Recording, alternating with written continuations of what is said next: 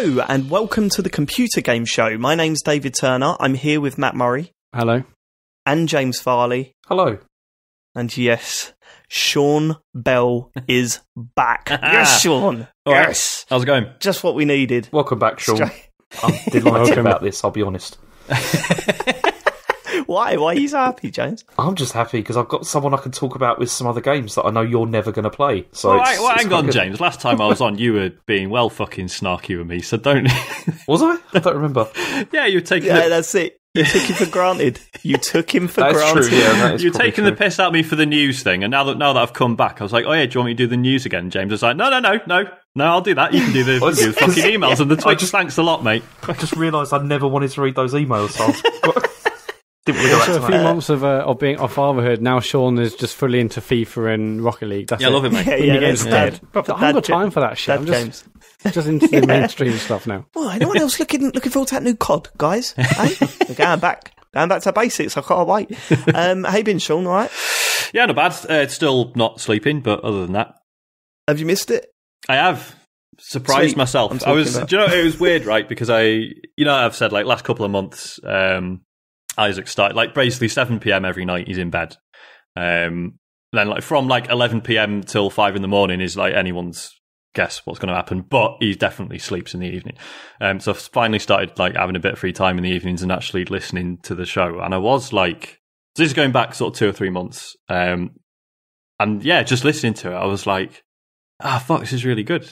Like it, but like It in a, is, you know, though, not in isn't a like a self-pitying way, but I was like, I don't think they need me to come back. Oh, bless No, you. was it not in like a, you know, not like I wasn't upset, but it was just like this is a good show without me. But then then Dave was like, John's off. What are you doing? Yeah. Can you please? So yeah, come? I'm glad to be back. Yeah. Was the conversation okay? No, they want me back on the podcast. Well, I mean, the way we do it is like, so like Isaac goes to bed, and then we'll have a couple of hours together, and then like New usually goes to bed sort of 9ish. But then it's like there's just a sort of a like most evenings, it's like who's keeping the baby monitor basically for the first few hours. So there'll basically be a couple of evenings a week where she'll be like, don't worry, I'll deal with the first feed. So basically, I'm just giving up one of those evenings, like, and at least it's like it's a set day every week. So there's no negotiation involved. Like that's just a I was sort of routine. hoping that Mondays were still going to be the day you have to look after Isaac. So yeah, but I am also doing a pod, so I might have to nip off. He's just sitting next to me. Yeah. Right, let's get to it then. I don't suppose there was any feedback to catch up on, was there, Matt? Everyone loved it last week? There was a tiny bit. I mean... Okay, so we can't go through all of the feedback that we got this week. Well, I don't know. We can go through, I reckon, 20 minutes and 5 seconds worth, and then we'll see where we are after that. Matt, I might as well start now. pick your favourites. Well, they're all good. I mean, this wasn't even all the feedback, but I'll just go through some of the choice comments. Harrison Hunt started with Dave actually like such an arsehole last episode, just coming in, giving it the large. He was being a bully. It was genuinely sad to listen to. Get rid of him, Matt and James alone was so much better. Pete Beckett, hey guys, I just want to send you a message addressing some of last week's show, and it wouldn't fit into a tweet. I absolutely love the podcast. I listen to it every week, and while I love the banter you guys had most of the time, the show last week was fairly painful to listen to, especially the first 20 to 25 minutes. I would say I wholeheartedly agree with James that you can use someone's body of work to predict whether or not a person with a previous track record can handle difficult subjects. For example, Michael Bay films are going to have slightly... So I haven't read this sentence. I mean, I don't agree with this, but this whatever. For example, Michael Bay films are known to have a slightly racist undertone and be mindless films with explosions. Hang on, Matt, which bit of that don't you agree with? Well, I mean, the mindless explosions or the racist the explosions, undertones? Definitely. If he got announced as a director of a movie about Malcolm X or something, you might think he might not be the best person to make a judgment on that. Okay, there is some other bits on the David Cage stuff which we'll briefly touch on later, but let's carry on with the rest of this email. Secondly, I give all the credit in the world to Matt and James for holding down the fort while Dave was ill. Whilst I completely understand Dave's point about format and style, I think the boys did a bang-up job with the podcast and editing it, and it turned into a fairly decent set of shows, if not just a little tamer than the usual standard of shows. I think Dave went a little bit too far with the insults, etc., and while I think that's part of your personality, it didn't make for good listening. As an entertainer, you should remember that if you want to create something great, and you can usually knock it out of the park, but it's too uncomfortable to listen to, and it felt like it became an excuse to verbally kick 10 shades of shit out of Matt and James, and as a listener, it made for some awful podcasting. Oh my god, there's just so much. Go for a couple of quick fire. Just give a basic overview. Nick Hannan, which member of this TCGS crew do you think is the most insecure, and how do you think his insecurities manifest themselves on the show? Leon Cranswick, Jesus Christ, Dave's ego has gone out of fucking control. He needs to rein his bullshit in a bit. We get it is a catalyst for the show, but it's not the beating heart. The computer game show will be nothing about its supporting cast, and we're fucking lucky Sean is coming back to return some balance to the volatile mess. Matt and James' efforts over the last 2 weeks were top notch and kept me cackling maniacally to myself in the car as always. Maybe Dave felt a friend, but we'll truly never know. I shoot someone else. This is Andy Palmer. I assume you've had hundreds or dozens of emails about this, but I'll get to the point. Basically, I don't want any of you to act the way I don't want any of you to change the way you act during the show, but I do feel Dave was a bit too aggressive, and fair play to Matt and James for taking it so well. I probably would have hung up the call in a childish huff long before Dave's tirade had ended. I mean, God, this is easily the most amount of feedback I've ever received, and definitely the most volatile. Nick G, love the passion, Dave, love the pod, but Matt genuinely sounded who's going to cry, felt too harsh, or Fletcher Armour, idea for a feature like Spoilerbot, a warning on how far to skip ahead to avoid all of Dave's rant bullshit and get to the games chat. Thomas, bad atmosphere at the start, bicker and argue, sure, but keep the tongues firmly in cheek. Everyone sounded pissed off. Okay, do you want me to respond? No, I've still got more. Ryan Haman. I know you still got more. We can't sit here all night and go through all of them. I've given you 20 minutes. It's probably fair given last week. Ryan Haman, is Dave trying to establish a villain arc or something? He sounds like he's thinking of leaving the show, and he just wants to make himself as unsympathetic as possible. SMW, last week's intro was actually painful to listen to. Nick Parton is concerned you might die of a rage-induced aneurysm. Mike Petit, the first 15 minutes of last week's show was awful. The bickering was fun and easily one of the best parts of the show. It's just that it felt fucking horrible, way over the top from Mr. Turner. The ego gone mad. If it's character stuff, it was shit. And the last 2 weeks were great. Barry Mitchell, you can tell ego's been off for 2 weeks. Any chance he can pick up the flu or whatever he had again in the near future? Does anyone actually think they will listen to the podcast if it was just him on his own? So many people saying I want to unsubscribe. There was a great one actually. Okay, right, we'll stop on this one. There was a great one. Yeah. Chris Little, if I'd been a first time listener this week, I probably would have switched off. Is Dave playing a version of himself, or is he actually that much of a prick? I can't work it out. It's such a shame John's left. Always enjoy his input, but really excited for Sean to return next week. Tom Durbin, this is the most horrific first 20 minutes since Saving Private Ryan. I love you guys, but holy shit. Neil Williams, only been listening for a couple of weeks. Has the main host always been this much of a cunt? Surprised the other two didn't quit on the spot. Thomas W. Can't decide if Dave's doing a character on the show or if he really is a delusional narcissist. I hope it's the former. The episode almost made me unsubscribe after the first 20 minutes, but I usually enjoy it when the game talk gets started, including Dave's perspectives.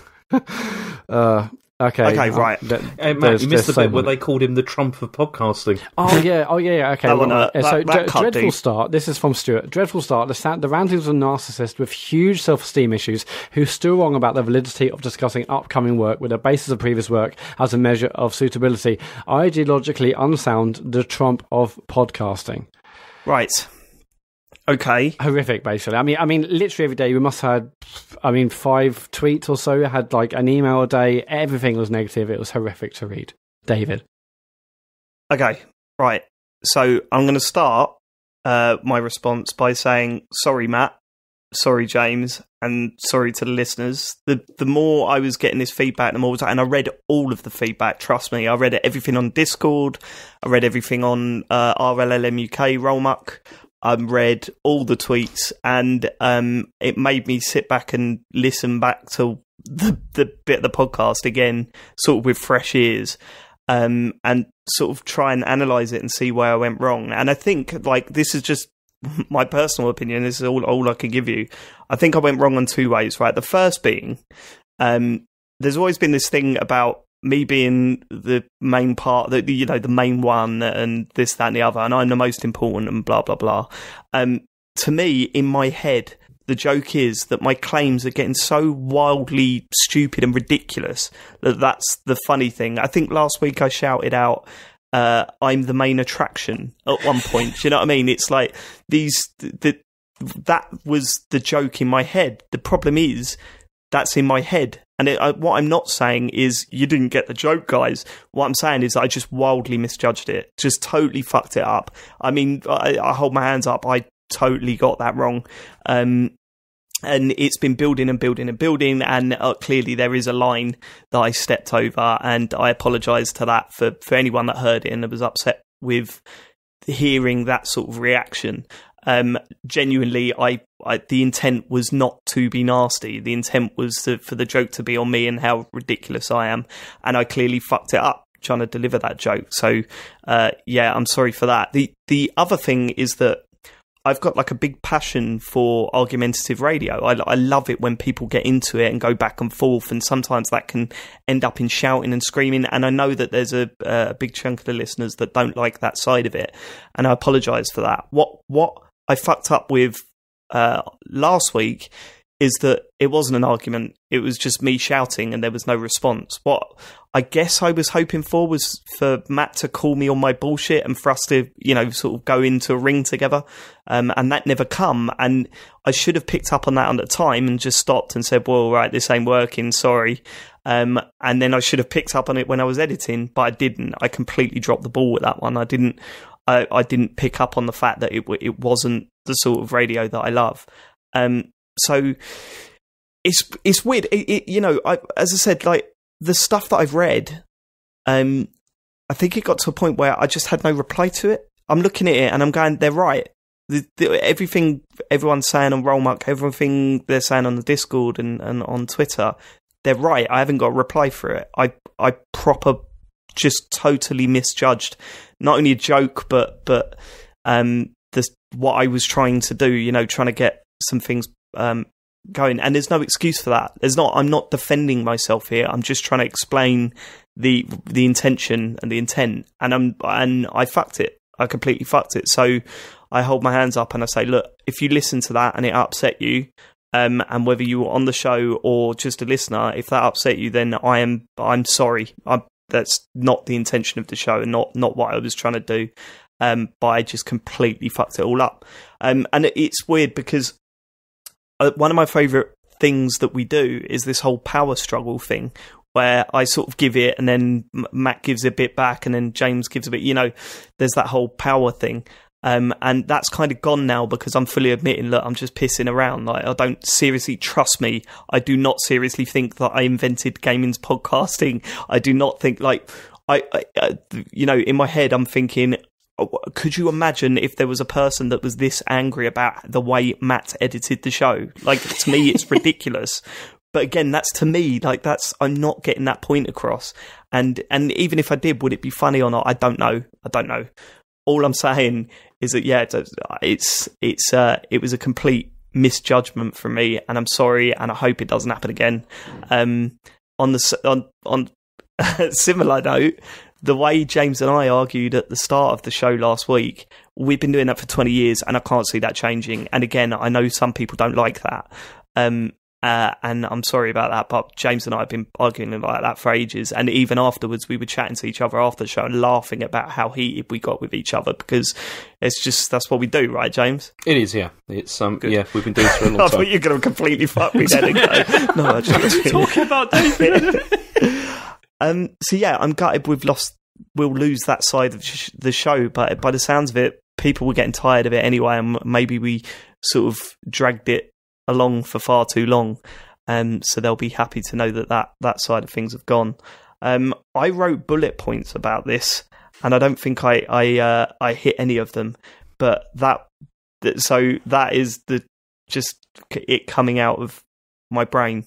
That is just that. No, that's just genuinely how I feel, and I'm really sorry for Matt that he's had to see all this negativity flood into the social media channels, and I'm really sorry that there were people that listened to it and thought this is making me feel actually upset rather than being like entertained on anything. Like there's a thing with argumentative radio where you're supposed to feel uncomfortable, right? And some people don't like even that aspect of it, but at no point are you genuinely supposed to feel upset, and I take that fully on board. I take on all the feedback that anyone's given me. There's no hard feelings towards anyone who sent me stuff because they did rightfully so, and a lot of them because they enjoyed the show and they felt that I ruined it last week. So yeah, that's all I got to say. And I know there's some of you that won't be enough, and that I've completely blown it, and that's up to you, man. There's no hard feelings. It's completely on me, and yeah, I'm sorry, guys. I let you all down, but I will try and make it back up to you over the next few months, hopefully. That's all I got to say, really. That was way more rambly. It was way more succinct in my head. Like I knew exactly what the beats that I wanted to hit. Instead, it just come out in a bit of a ramble. So sorry about that. What else are on the bullet points is what I want to know. I think there was.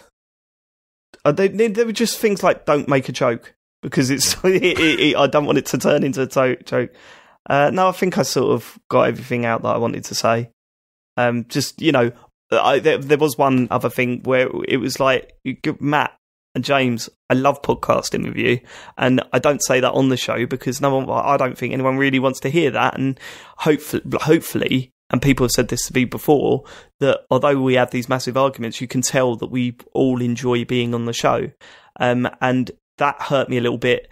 Thinking, and I'm not like I'm poor me or anything, but that hurt me a little bit thinking that people weren't picking up on the fact that we do actually enjoy podcasting with each other.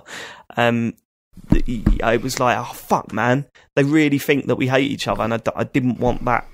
I didn't want people to think that. But no, the podcasts you did while I was away were fantastic, and your editing was funny. Like, what right would I have to have a go at you about you doing the editing? It's just like, that's what's in my head. I'm thinking, wow, this is such a wacky thing to say, that surely that signposts that I'm being a dickhead on purpose. But clearly, and even some people were even saying, even if it is a character, and even if that is what you're doing, it's not funny. And I accept that. I can't. I've got no rebuttal to that. So, yeah, that's it. It wasn't all bad news for you, Sam Quirk. I can't listen to it anymore. It's unnecessary debate. It's not fun anymore. Even at this point, it makes Matt feel like the main one, and that makes me feel physically ill. So that's Sam Quirk. Athene Allen. I did notice that there was a few jabs towards the others in these when they were going for me. I just thought it's mostly me. Athene Allen, while we're on the subject, lads, can we maybe turf off Matt and get like Andy in instead? Adam Way, so is now the time for Matt to take a sabbatical to free up a slot on the team. Would be a shame for John to leave, as he adds some content and keeps Dave in check. I mean, me going or staying isn't going to give John more time, so sorry, Adam. Matt not being here would completely destroy any of the fun that I have on the show. Like, but Matt is such a big part of the show, and I've told him that off air, obviously. And yeah, it would kill me that if he wasn't on it. So if he goes, I go. Know what I mean? But yeah, I mean that's all I can say. Hopefully we can move on. And if you can't, then I'm sorry. That's my fault, not yours, obviously. Yeah, hopefully you come back in the near future and things have gotten a little bit more listenable for you. I hope there's people. What can I say, man? It fucking killed me this week. It killed me, and I deserved it. And I didn't want to. There was two things, right? I didn't want to edit it out because Matt's made a couple of faux pas on here. James has made a couple of faux pas on here, and we've kept them in. So me editing out would just be a dickhead move, right? Oh well, you've got to protect me. I can't remember the other point. Jesus Christ, this is weird. I'm sweating. I'm literally sweating. I was just going to say, I hope there's people who've like skipped a few episodes and now they're listening to this like, fuck me, last week sounds like a blinder. Yeah. Or they skipped the first 20 minutes thinking there was going to be a big argument and didn't hear any of that. or they skip this episode, come back in 5, and you're back to how you were before. You're like, He's got worse, if anything. Yeah. It was someone was saying the insults you were chucking at James on the show last week were absolutely disgraceful and disrespectful and stuff. And I just said they were, right? But James has said some fucked up shit to me as well. And we were listing them off before the show. It was like the time that you said that I haven't got the mental capacity to enjoy a game like Shenmue and stuff like that. I didn't actually say it that way, but that's what I implied. That's what you said, wasn't it? Wasn't that? It's what you implied and what you really think, isn't it? Yeah, James? it's basically what I thought, but it was implied, not it wasn't. What you implied with your words that said exactly that. But yeah, okay. There's nothing else I can say now, is there? That's that done, and it's been a bit embarrassing to sort of admit all that sort of shit, and again, not saying poor me, it's been embarrassing. I deserve it, and I'm sorry that I've put everyone else in this position. But there you go. Yeah, it has been a truly shitty week. I honestly, not even joking, didn't really have the strength to listen to the rest of the episode. I did struggle with the first 20 minutes, and it was like getting in the ring all over again. But anyway, let's draw a line under it. But obviously, last week's episode was John's last one, and we had a few tweets about that. Stantle really got as I loved John's input. And the dynamic, and last week's show was a monster show. Tendo Pete, just wanted to take this opportunity to say thank you for all the great times, John. I had listening to you and the boys on Computer Game Pod. The dynamic at Hamilton was great. It's a shame you couldn't carry on. Anthony McLaughlin, I think, gutted say John Dennett won't be on Computer Game Pod. Hope you'll come back to do some guest slots. We'll miss your input on the pod. Back to these 3 amateurs. There was obviously plenty more stuff for. Well, that's the other thing as well, that not pissed me off, but upset me, that I fucked this up so bad that I overshadowed the fact that, like, in terms of the feedback that we got in, I overshadowed the fact that John was leaving and people wanted to send nice things to John, and Sean was coming back, and the excitement, it was kind of drowned out by the people just rightfully having a pop at me. Well, it's weird because we've had quite a few tweets and been like, oh yeah, good thing Sean's going to come back and keep you all in check. What? Where's when have I ever done that? It's hard to keep people in check on a fence, isn't it, Sean? Exactly. Like, I just usually when you lot are going out, I'm just sat with my head in my hands, just like, oh fucking hell.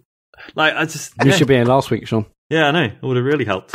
Also, while we're on it, loads of really nice tweets from people and stuff, which was great. But I had a few that were like, oh, finally there'll be more talk about indie games on the show again. Like, you've been talking about indie games, I've heard you. It's not... We talked loads about indie games. Yeah. It's insane. Get the codes easier, didn't you? Right, okay, should we get on to news? Well, no, we've still got more feedback. Okay. I mean, we've got a big old email from Gary Dutton about I'm biting Detroit. my lip here, Matt, because I have to. I don't want to do this Detroit stuff. Like, I know. Like, I always just like joke about this stuff, but I don't. Do we have to do this? Because can we also draw a line under the argument that David and I had over this? Please. Because can we just be done with it? Because I'm sick of it. Absolutely. Yeah, that's fine. Essentially, the 600 words from Gary was basically saying he's not a fan of Detroit and David Cage. He's no surprise. News to me. And he doesn't want to see anything else from David Cage ever again. So thanks for the email, Gary. We do appreciate it. I don't want to see anything else from David Cage ever again. Oh, okay. I will read one line. Whoa! He had 700 words, but the one classic line was after he's just basically gone on about how David Cage isn't sensitive enough, and he says not only that, he also disappointed James by making the sex club tamer than he would have liked, which is the only bit James was looking forward to. I imagine that. I'm not sure how to take that, to be honest. But James also, Gary continues, there was a scene where you had to fist fight 2 lesbian robots in their underwear in the rain, and he perked up a bit after that. I mean, these are all spoilers, to be fair, Gary. You're just sending in spoilers to our podcast. Okay, fine. Is that it? That's it for feedback. Right? Oh, the other feedback, I guess, is we didn't win the Mixcloud Award, but thank you everyone who voted. Cheers for that. Anyway, that's it. If you want to leave us some feedback, positive, please, then it's at Computer Game Pod on Twitter, or you can email thecomputergameshow@gmail.com. I'm laughing because it's awkward, not because what I think was funny. I'm just making that clear.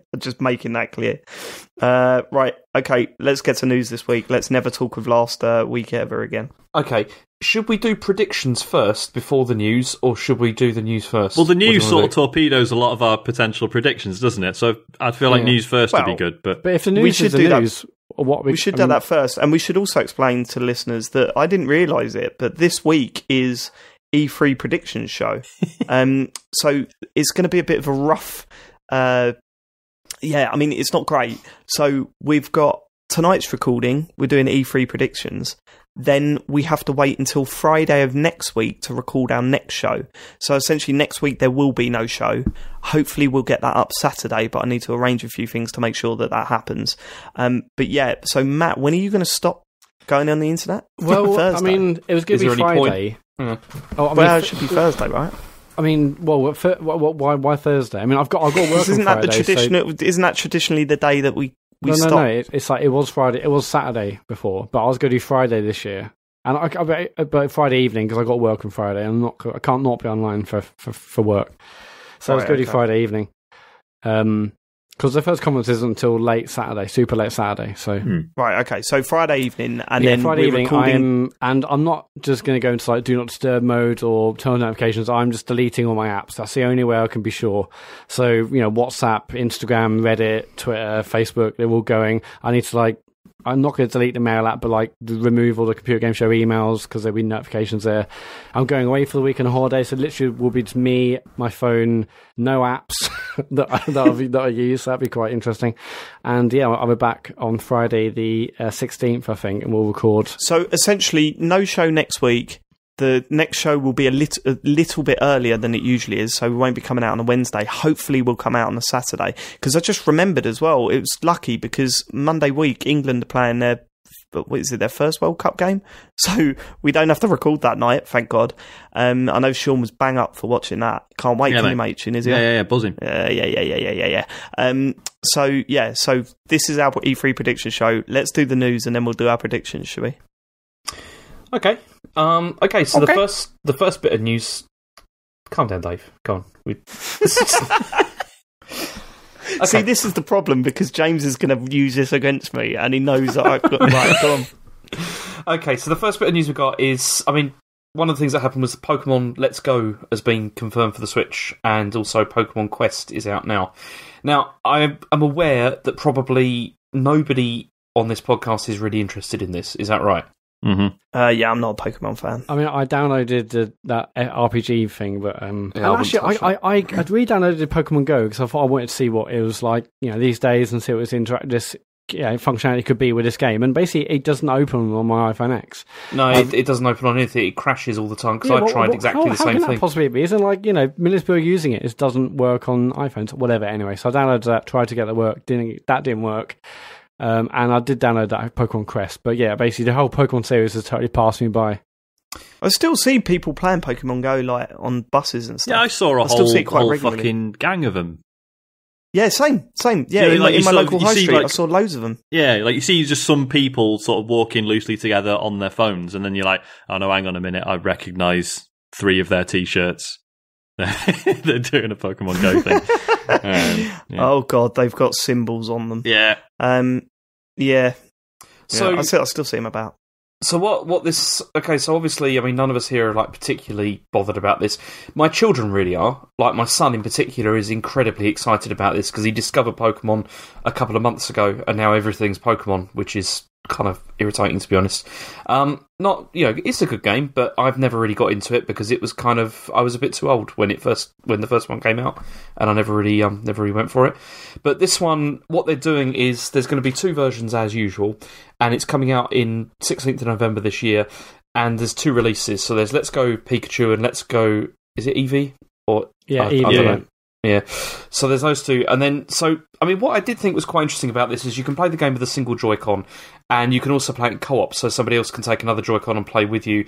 And they brought in the same sort of mechanics as well as from Pokemon Go. As in you could not throw your Joy-Con, but you sort of toss it in that direction, and it'll throw the Pokeball and stuff like that. And then the combat itself is similar to the other kind of games, but. I don't know. My son, as I said, is really excited about this, especially with the Pokeball Plus. Did any of you see this? Yeah, that was quite interesting. Not sure I'd ever use it, but it was cool that they released another little accessory for it.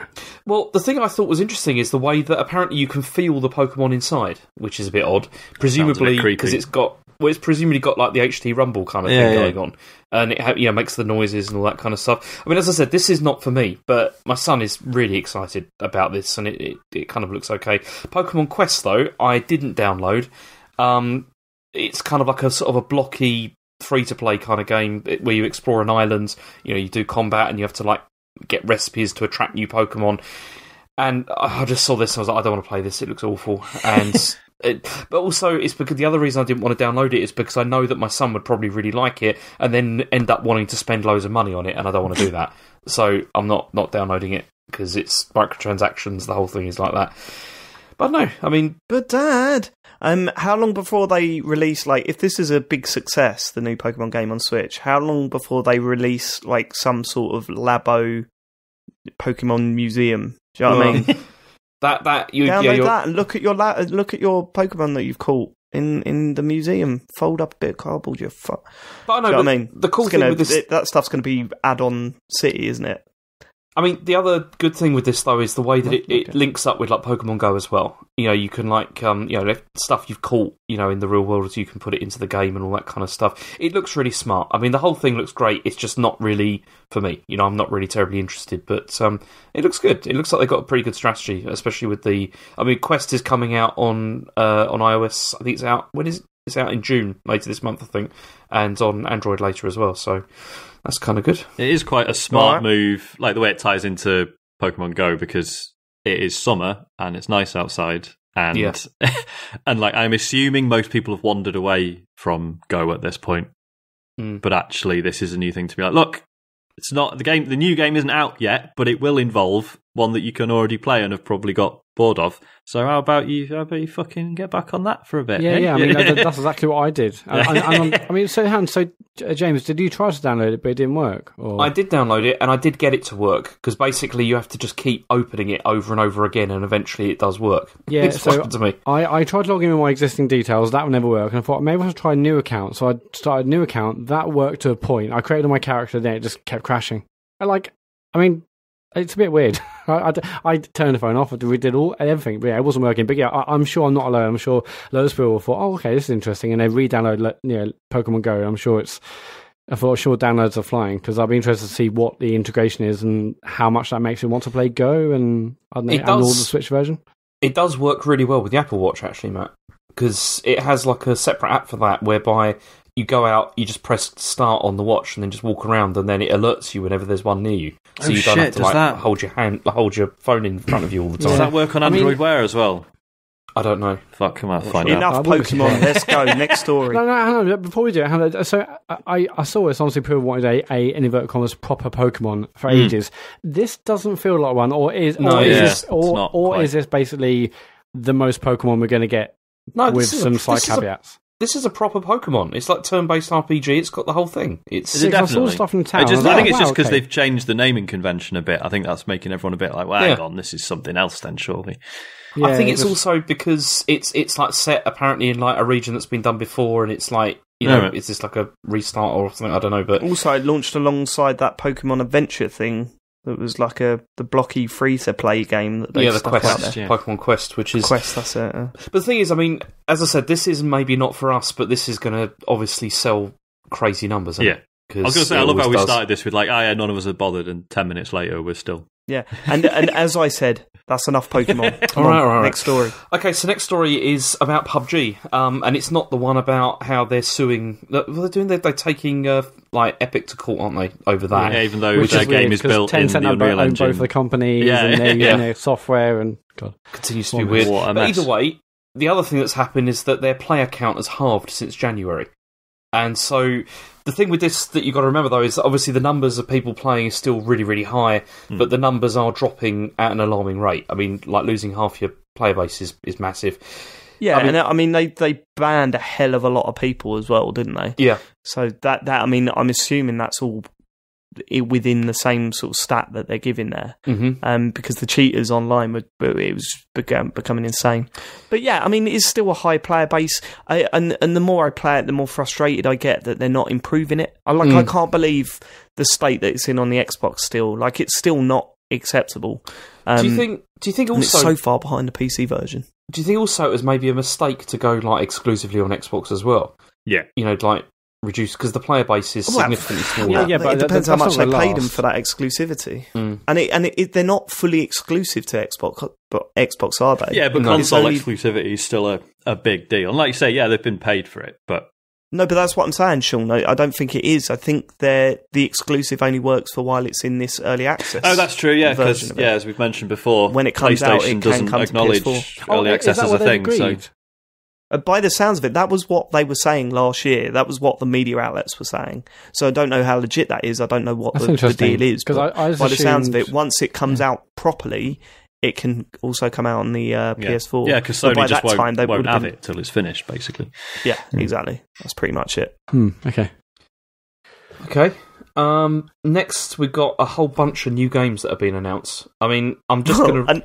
It's just been ridiculous. What's the point in E3 anymore? Like, this is insane. The only thing, like I said in our group chat, the only thing that I'm praying is that everyone knows that there is a completely insane announcement coming at E3, so they're just thinking, quick, just get those fucking key out there. You know what I mean? Like, it's just everyone, like, it's just mad how many games have been announced like over the past couple of weeks. Yeah, obviously loads have come from leaks from, like, say, Walmart or other stores, and then I guess the companies just thought, fuck it, let's just announce it. What's the point of keeping it, even though it's clearly well known that these games are real? So they've had to announce, but it's just so sad. I mean, I'm with you, Dave. I hope this is just almost like clearing the decks because they know something big is coming, or they've all got their own big things which no one knows about. But I hope to God this isn't 95% of what we're going to hear at E3, because it would be super disappointing. Because I mean, last year was pretty bad when like Microsoft's presentation deck got leaked on the Saturday before they're presenting on the Monday. This is like weeks before, and loads of big ones. But interesting. Anyway, James, let's talk games. Yeah, I mean, I thought, like the Crackdown 3 one, that to me felt like Damage Control. That had been that was a bit different. So the Crackdown 3 one, so all that was basically that Amazon Spain suddenly cancelled, or what it basically felt like.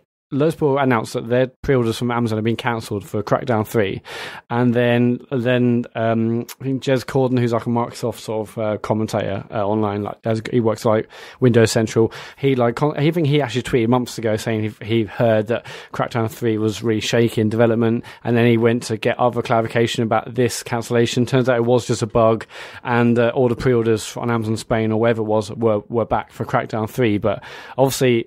It seems like it has had a troubled development anyway, and so people just think, it's probably Des Disco. But I think I can't remember who from Microsoft, but one of Microsoft executives said, "Look, the team are working hard on the game.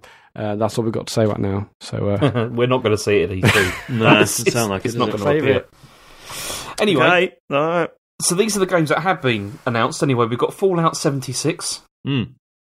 Which sounds like a not mainline Fallout game, more of something completely different. Online survival RPG is what they're calling it. Yeah, I was going to say, rumours are that it's going to be predominantly online. Is that? Do you reckon what sort of visual style do you think it'll go for? I mean, we've seen bits in the teaser, right? I think it's just could be. No, I think it'll be the same. I think it'll be the same because they probably use the old engine, and it'll Well, that's why I was listening to Giant Bomb the other week, and they said, "Oh, do you think it will use the Fallout 4 engine?" And I thought, "What you mean, the Fallout 3 engine?" Yeah, that game has not changed. Yeah, so also it's going to retain all the base building. So base building, and they've called an online survival RPG inspired by DayZ and Rust. So is that? Oh, they've actually said. Sorry, I wasn't sure if that was like I'd seen tweets and like people saying, "Oh, apparently it is." Yeah, I thought none of this had been actually confirmed. That last bit was actually it's been that's a new report has suggested. Let's give it that, but I don't know. It's said to retain the base building. Who knows? The name's all we officially know at the moment is that's the title, isn't it? And it did that same. When are they going to stop doing that promo video? Like for every single Fallout, they're just going to keep with the radio playing and with the radio playing, and it zooms out. Like it's just like, all right, mate, all right, you know what I mean? Yeah. It's like, come on, you can. Yeah, it's been a long time we've been seeing that video. But okay. I mean, I'm interested. I wasn't a massive fan of Fallout 4. but I'd be interested to see them try something different. Just hope it's good. You know what I mean? Okay, next is Mega Man 11. Don't know if anyone cares about that here. Nope, I'm not that bothered. But you're a Mega Man fan, aren't you, James? No. Not particularly. Oh, right, okay. Next then. No, so obviously they had that Mega Man Kickstarter or whatever it was, or that was like from the same team, wasn't it? So that wasn't official Mega Man? No, that wasn't. No, there was, what's it called? Mighty Number 9. Yeah, it was from the original team, wasn't it? So this is... Well, it was dreadful. It was a really bad game, and it was a whole troubled development, and it was, it's kind of tarnished the... Who's the guy I've forgotten? I forgot. That's terrible. Is it Inafune? Keiji Inafune, yeah, Inafune, that's the one. Yeah, it's kind of tarnished his reputation quite a lot because it was one of those Kickstarters where they kept on asking for money all the time, and then it what came out in the end was was not great. More of that later. Go on. Okay, so we've also got Team Sonic Racing is apparently coming. Yes, mate. It's been leaked by Walmart. And it was leaked by Walmart, and then like a day later, Sega were like, "All right, here's the fucking trailer. Piss off." Yeah. I played a lot of Sonic Racing Transform last year. Yeah, it's good. It's all right. And it's good. It's good. You don't realise how bad like the the long distant views are. You know, the resolution. You're trying to look further into the track. You mean the draw distance? Whoa, that's just the blocky. Yeah, not so much a draw distance because you can see everything, but it's more like the resolution's so blocky. It's like when you're trying to look at where you're supposed to be going after getting used to something like Mario Kart 8, it's like, whoa, fucking hell, how am I supposed to decide if that's a road or a bit of landscape? Like so it needed, I'm really glad that they're doing a sort of newer version of it. Yeah, it's sumo again, so cool. It should be good because I know everyone raves about the previous one and how good sumo are, but I mean, how does this actually compare to Mario Kart, like, apart from the graphics? It's not as good as Mario Kart, obviously. It's not. But it's the one that's got closest. It's one that's definitely got closest to being like a good kart racer. It's one of the kart racers that's actually worth playing that isn't Mario Kart 8. So, and just like some of the tracks are just properly imaginative as well, like really interesting. And they do things like those arcade challenges and stuff that, which Mario Kart doesn't do. Yeah. Plus, like I've got no nostalgia for Sega stuff, but Matt, like I know you have, so you would definitely get more out of it than I do. Yeah. So I mean, I hadn't played the previous one, but everyone seems how have you not? Like, it was on Xbox Live Games on Gold. everything. Yeah, it's been on everything. Well, on the Wii U version, mate. Best one. Yeah, it should do. Yeah. This has got 4-player split screen on all formats. So very much looking to 4-player split screen on Switch. I was going to say, is it definitely coming to the Switch? Is that yeah, it's definitely wicked. Okay. Next one is, shockingly, Assassin's Creed Odyssey. So there's a new Assassin's Creed coming. Where you chuck a hat on a hat. Are you going with that joke? Okay. I mean, that's made even better by the way that was a shit joke when I tweeted it. Yeah, with the key rings. And it was shocking of a Greek helmet. Like an ancient Greek helmet. How did they get hold of that? I've no idea. Well, I imagine it's someone who's making the merch. Like, just took a picture and it'd just be someone at the factory, I guess, wouldn't it? God, how pissed off must you be? The amount of money they must have spent of revealing it at E3, and then just some bloke in a factory who's just gone, there you go. See you later. I mean, what, to be fair, what are they doing, like making those things that early?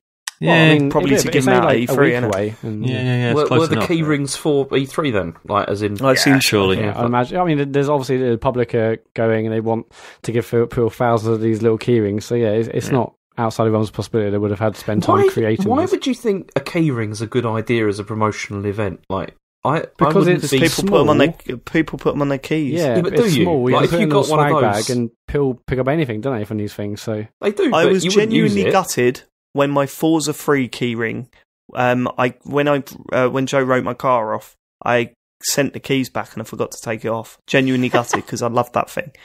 And then I looked everywhere for one of those Rockstar ones that you got with GTA 4, 3? GTA 4, it must be GTA 4. There was like a metal Rockstar keyring, and I thought, oh man, I'd kill for one of those on my car keys. But I could never get hold of one. So yeah, I use them is the answer to that. James, you got a problem with that? Yeah, I just think it's a bit weird. It's well, go fuck yourself. How about that? Okay. Is anyone else worried? Because I didn't play the last one. What was it? Was it Origins? Origins, yeah. Yeah, I never played it, but I'm Matt told played it extensively. What, I missed that? What'd you say? No, never mind. Okay. So I didn't play it, but I'm told that even as someone who doesn't really like Assassin's Creed games unless they've got pirates in them, it is actually well good. However, they took a couple of years off to get that game made. So I'm a bit anxious that they're already announcing a new one. Do you think? Yeah, it's funny, isn't it? It's like, let's chill out. Let's not release an Assassin's Creed every year. Well, you just take them 1 week out. It reminded me of when I was playing in Little League and I used to get subbed every week until my dad said, hold on, mate, can you just let him play a full 90 minutes just once, please? And the manager said, yeah, I know, we've been subbing him every week. That's not, that's not fair. Everyone should take it in turns being subbed. The next week I played a full 90 minutes. For the rest of the season, I got subbed every game again. It was like, it was just like, we've done our bit now. He's had his 90 minutes. Fucking get him off. That's what Assassin's Creed is like. So I've never been interested in these games, but good on them for keep plugging away. Yeah. That's all right. I'm sure it's another one I'm going to own on Games with Gold at some point in the near future. Yeah, true. I guess they took 2 years off or a year off, and then they developed the last one, which had what felt like quite large changes. Now they're just going to build on that again, I guess. So. But yeah, interesting to see what they do. I mean, I'm not like dying to play it, but Origins, what I played, was really good. Okay, next is Fortnite does look like it's coming to Switch. This kills me because this was one of my predictions. Oh yeah, I mean, I've had nailed on anyways. Months ago, I've had it down to predict it at the prediction show, and then when I saw the picture and Fortnite was on there, I was like, fuck, that totally ruins like pretty much a guaranteed point. It's nailed on. Also, that picture is just a mock-up, but I mean, it came out on phones. It was always going to come to Switch. I was going to say, if you can get it working on phones, then it's got to come to Switch. For real. Okay, and then we've also there's been more details of Anthem as well have sort of come out. There was like a trailer. Wasn't it just, it will be at E3? Yeah, that was pretty. They just teased a tiny bit of it. Brilliant. And that was it. It's as if they released 3 whole seconds of the new game. So that was the shit. I mean, I am looking forward to seeing more of it. But it's weird though. I feel like Anthem. Sorry, go on. Looked great. Sorry, E3. But the one, even just like the image, like the thumbnail of the image on the YouTube channel, at least that looks like a lot more colourful and bright than I was initially expecting. Yeah. So even that alone.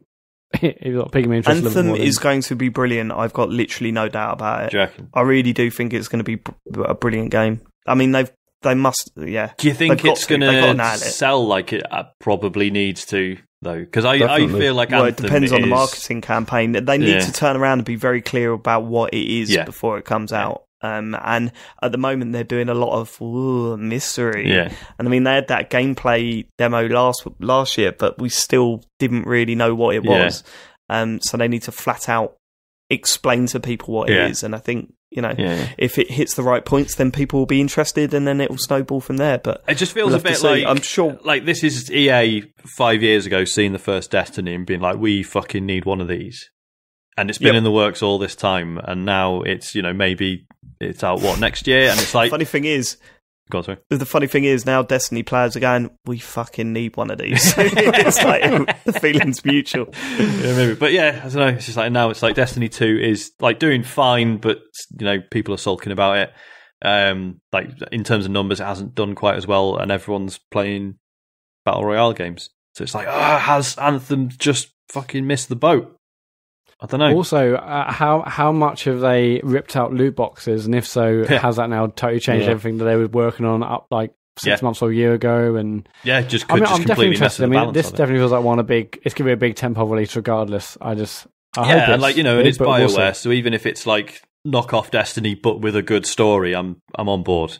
It is BioWare, but then it's also EA, which is like it's one of those things where it's like the problem that there's been over the last couple of years, which I'm sure, David, you're probably going to disagree with me, is that usually at those EA conferences, they show off stuff and you're like, oh, this looks really good. But then there's a ton of caveats that come later that make it not good. And that's what I'm always worried about these days with whatever. Sorry, why would I disagree? What are you talking about? I don't know, I just thought you'd disagree with me about that for some reason.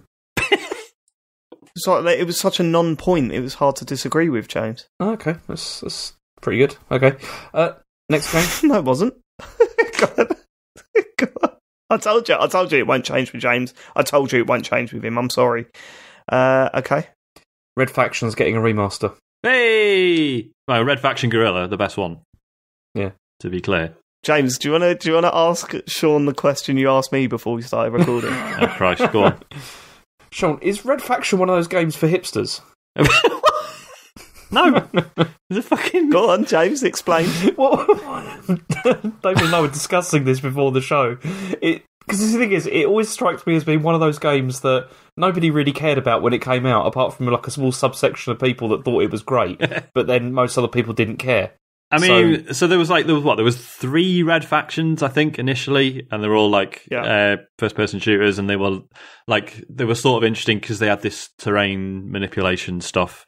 So it's like, oh, you can just like tunnel around, and you could like maybe completely accidentally just tunnel your way to the end of the level, as if that. Anyway, bit of a gimmick. However, Red Faction Guerrilla was incredible in that it had this really smart like building destruction physics stuff going on and leaned into it like massively.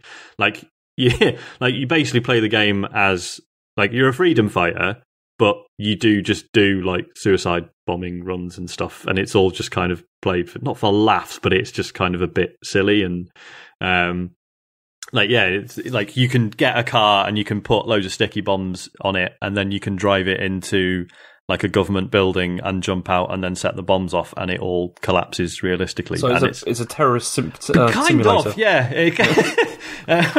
But it's like that stuff is still really impressive. Like nothing's really topped it. It was one of those things that when it came out, everyone's like, "Fucking hell, we're going to see this like building demolition physics in like loads of other games now. They're going to license it out," and it just never happened. And then in fact the next Red Faction game pretty much completely did away with it, and it was just the most confusing thing. So yeah, it kind of sits in people's memories. It's like, do you remember that one time they made a really good Red Faction game? And and they bring it back. I think James has a point. Like I mean, I played it and I enjoyed it, don't get me wrong, but I think people way overcompensated for like, it was one of those where it was like, no, this is amazing, and then you played it and you go, no, this is very good. It's just more surprising than it was amazing, in my opinion. You know what I mean? I guess. It was like more of a, I think I just enjoyed cool. the fact that like, yeah, it had this amazing tech, but it did actually feed into the gameplay. Like you could be doing multiplayer matches where like a guy's sniping you from like a high up in a building, and you'll notice that the building's just resting on 2 stilts, and you can get your hammer out and you can take those stilts out and the whole building comes down. Or things like, you get like surrounded by guys in a room, and then you realise you can just get your hammer out, smash through the floor, and then drop a level and then just run away. Stuff like that was actually like really cool. It'd be interesting to see if it's still as impressive now, but I think it'll have aged pretty well. Well, this is it, because this is the sort of thing that Crackdown is promising to be. You know what I mean? Yeah. That's the first game I thought of when they showed what Crackdown 3 was going to be, and it's kind of like, if they show that and they nail that, then... Is that stuff still in it? Because I thought the last time they showed it, all the building destruction was curiously absent, or if I... It was absent because what they were saying was that they were showing the single-player game, which didn't have any of that stuff in. The multiplayer is all about that. Right. So, like, they were saying the single-player is about playing a game within this world. The multiplayer is about destroying that world with your friends. Okay. So that's why we didn't see it at the last one, because it was all single-player stuff. Right. But who knows how true that is? I guess we'll find out in a couple of weeks. Is that it? No, we've still got 2 other pieces. No, because Bungie's been given 100 million by NetEase to produce a new game. I love this. It's quite interesting. This is a great story. Basically, like, here's 100 million just to stop doing anything. Just do something else, please. Here's 100 million to stop developing Destiny. Just put it away. That's what I felt like. It's like a spoiled millionaire. So just do something else, will you? I've got the money. Yeah, well, it's like if you're fucking up at work, like no company's ever said, look, you're not very good, Matt. Here's 100 million to just do something else. And like, I mean, 100. What are they going to develop? I just think this is amazing. It's really weird. So I'm assuming they've taken it and they're actually going to start developing something else. Well, yeah, because I mean, what this is this also means that NetEase have now got like a minority stake in Bungie as well. And I mean, NetEase are responsible for running Blizzard games in China. I mean, they're a massive company, like absolutely gigantic. But I mean, I think the whole point of this is to try and bring their games to like the Chinese market as well, which I don't know what that will mean. Whether that will mean like a new IP or whatever. How they're gonna do that. But I mean, do you want to hear what Bungie said about this? Please. They said, "Today we're excited to announce that we've entered in a new partnership with NetEase to help us explore new directions." I mean, that kind of sounds like they're moving away from like Activision. I mean, because it means autonomy from Activision because they're not owned by them, obviously. And yeah, it's. I mean, this is interesting because it's. I mean, it's only been 4 years into their contract with Activision to produce Destiny stuff, and now they're already moving on or whatever it looks like. I mean, they said that the Destiny stuff's going to continue, but you know, if. I know, it depends on how that goes, doesn't it, really? As to whether that it's little Destiny stuff. I mean, they say in the statement that, like, project. they sort of, this isn't us moving away from Destiny, we're still making Destiny, obviously. But I think if they release something in China and it does really, really well, I don't think you're going to see much more Destiny stuff because they'll transition over to that. I mean, the amount of money they can earn from that market is insane. So obviously, so Bungie aren't owned by anyone, as you say. So, yeah, they've got the contract with Activision to do, 10 years worth of Destiny stuff. Yeah. So yeah, there's nothing stopping them just picking up more work elsewhere. What concerns me is they're saying this isn't going to detract from Destiny, and obviously Activision are paying for Destiny, so they're not going to take it kindly if any staff who are working on Destiny are pulled off to work on something else. So they're just going to have to hire a shit load of people in order to do this, and you can't just add 200, 300 people to a studio and have them be part of the same company. Do you know what I mean? They're not part of the culture. There's no time for them to really get involved. So I think this is basically just going to be it'll have Bungie's name on it, but I don't think it's really going to be the same people who made Bungie games that you've enjoyed before, I would imagine. I think we're going to see a lot of mobile games that are going to come out of this. Yeah. That's kind of part of the target market. So I mean, either way, when whatever they do release, everyone's going to be interested to see what it is. So, I mean, whatever that means for the future of Bungie and whether they continue with Destiny or not, the what they release next is going to be very interesting. Yeah. Okay, the last piece of news we got is about... I know you love these ones. This is about Switch's market share. Hey! Oh, God, wow. Well, this has been a while. No, because there's been sales reports came out and all that kind of thing. And it's quite interesting because the Switch's software sales have been really strong. Tropical Freeze came in at number 4. But the interesting thing I thought is that the Switch's market share has increased month on month and is now larger than the Xbox One's in the UK. Now, what does that mean? Okay.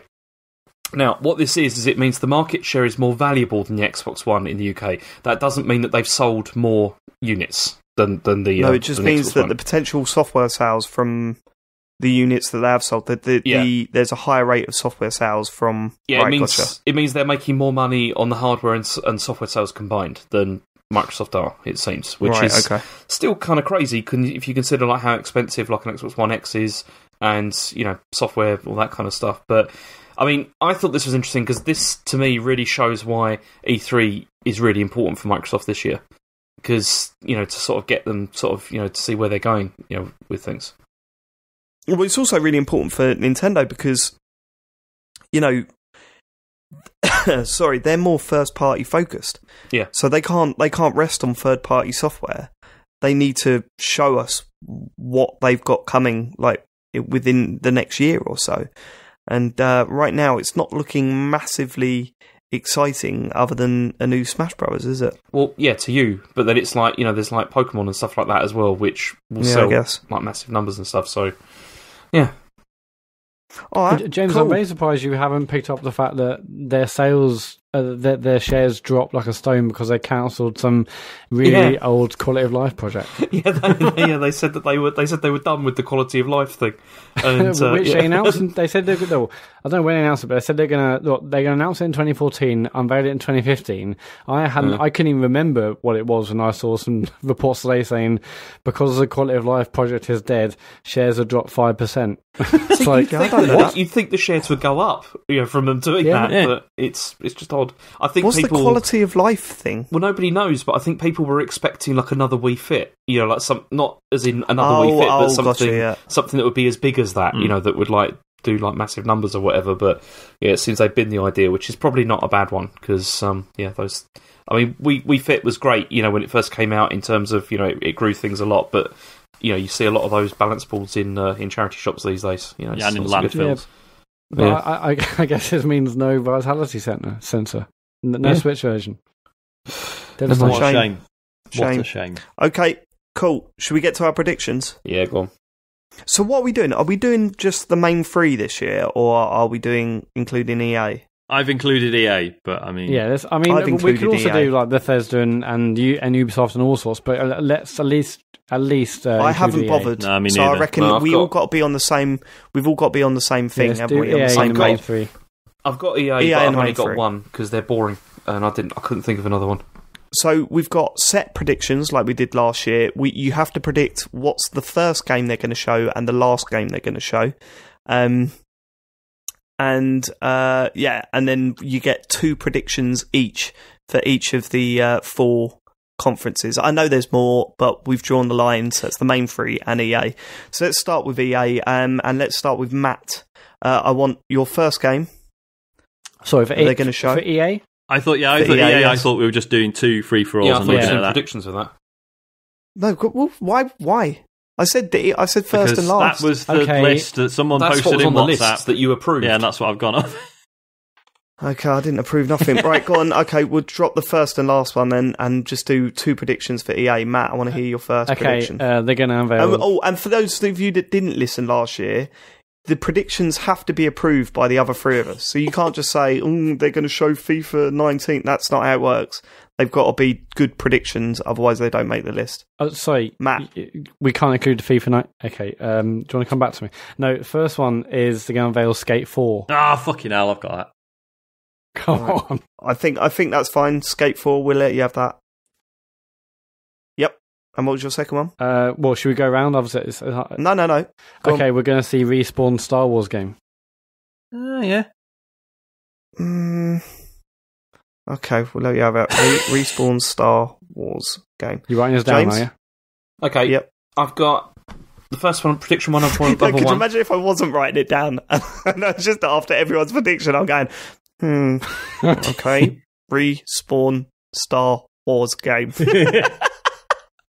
Are you writing them down, Dave? No, I'm just sitting in my room repeating everything you're saying. Go on, James. Battlefront 2 Battle Royale, I think is going to happen. That's ridiculous, James. Why? It would be a good way of getting people to fucking buy it again. Exactly. After all the shit it's been through. Yeah, it wouldn't surprise me because it's all there. It's just a new mode. They put in or something. I'll tell you why that's a bad prediction, because if they're going to do that, they'll do that for the Battlefield game. We'll see. My second prediction. Well, hang on. Also, they went through all the microtransactions stuff for that game, the loot boxes. Now they're going to Battle Royale. They're basically collecting all the big talking points in gaming. Like, what else are they going to go with? Yeah, Labo. Yeah, they're going to introduce Labo too. Fuck off. Yeah. Go on, James. My second one is which I've just thought of. Is that we're not going to see Respawn Star Wars there. Right. We won't. Okay. No, hold on. Yeah, that doesn't really work. Why? Well, because it's either... If Matt's right, he gets a point. We can't betting on not seeing things. That's just... James, is it a surprise? Would it be a surprise if we saw Respawn's Star Wars thing? Depends on who you talk to. No, the answer is no. Aren't I? So it wouldn't be a surprise if we saw it, no? I think it would be a surprise, actually. Matt, do you think it would be a surprise if we saw it? I mean, there's a very high chance, given that they announced it a year or 2 ago, and Okay, so then surely your prediction shouldn't count if it's that obvious. It's not obvious. It's just it's in their catalogue. I think we're going to see it. I mean, this is ridiculous, isn't it? So it's one of those can count. Well, my one, because I was there first. James just made up to try and get a point. All right, James, come up with another one. Can I just skip it? I don't care. It's fine. Okay, fine. You get nothing. So I'll do mine. Drake will appear on a promo video because I've got a feeling they've seen what they did for that and just thought, just chuck some money at Drake just to it'll be on screen talking about one of EA's games. They might as well have that with James's Battlefront Battle Royale and Drake. Might as well get Kanye on there. What else is big? I'm going to be laughing. Furbies, Pogs. Get everyone that's been big. There'll be loads of YouTube influencers. All definitely. No, not again. Drake will definitely be on a promo video for their games. Prediction 2 was a new IP Battle Royale game. So Battle Royale, but it will be a completely new IP. Yeah. Is that okay? Yeah, that's fine. Good. Right, they're in. Sean? Well, yeah, I mean, one of mine was Skate 4, so that's out the window.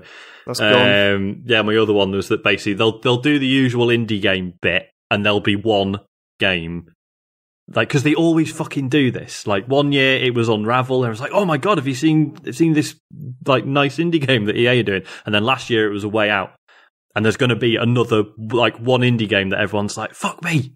If you it sort of secretly ends up being the best thing in the presentation. But is that a solid prediction? Can we? There's one indie game that people will like the look of. Can that count? The thing is, EA always do that because it's a credibility thing, isn't it? Look, we're not just a soulless corporation. So look, we're doing. It is pretty fake. Yeah, no, I struggled with EA, to be honest. All right. You might as well just chuck a random one in there because you've got nothing. Fucking. When was the last time? Where are they up to with Need for Speed? Are they because they could bin Need for Speed and do a new Burnout? Might be finally be time for that. New Burnout is a good prediction. Yeah, go on, then. Have that. Good. Right. So Sean, you get to start the Sony one. So we want your first game and last game. All right. Hang on. Can I stop you there? Right. The trouble with this though is that then what happens if we all change the same one with that? Do we still get points? Yeah, but you can pick the same ones. Right. Okay. So it's just the predictions have to be different. Yeah. Can we? I thought the whole idea was if someone's taken out, you have to find something different to choose. No. Right, okay, no. Cool. You can select the same ones. We did it last year. We had the same ones for the set predictions because two people might be wrong, two people might be right. It's just the way it goes. Because then you've got the prediction ones that sort of shake things up a bit. The other ones the personal ones. Right, first and last game. All right, first game, Last of Us 2. Last of Us 2. Last game, yep. Bloodborne 2. Bloodborne 2. Because I reckon that's what this Shadows Die Twice nonsense is. And you've got two predictions. Let's go for it. Yeah, so I reckon we're going to see a new game from that game company because they did that one for Apple, which I think is coming to other things later on, but that was a bit of a sort of... Considering it's been a long time since Journey, surely they've been working on something else. So I think we're going to see a debut trailer for something new from them. And it's got to be something new. It's not a sequel or anything. Okay. And the other prediction, I'm chucking this in every fucking year. New Armored Core. Please. New Armored Core. I mean, it'll happen next year when I'm not around, but Or if it doesn't, you'll tell me it did and I'll kill you. Has that always been Sony or what? Generally, yeah. It did. So more recently, it was on the Xbox 360. Armored Core 4 and 5 both ended up on the 360, but historically it's been a Sony thing, yeah. Right. Okay, so my turn. I've got, and this is ridiculous, this is probably my weakest one. First game, Last of Us 2. Last game, Spider-Man. Again. I was so close to putting that as my last one. I thought it's out. Isn't it out relatively soon? Yeah. I don't know. And they did but could you imagine if they did it again? They ended on that because wouldn't that be like 3 E3s in a row or something? I know they've ended with it last year. Yeah, there's no way they'll do it again. But enjoy the point. Prediction 1: Shenmue 3 gameplay footage. Oh, I could have that right. Yeah. If you want it. Good. Prediction 2: They'll launch an official PlayStation Pro controller. Okay, yeah. They'll have a new DualShock that'll be Sony branded. Unlike the sort of licensed ones that they did a year or so ago, it will be a proper, this is our Pro controller, blah, blah, blah. Yeah, because they have just announced a new one of those, haven't they? Like a new, it's like a SCUF controller, but it's officially licensed.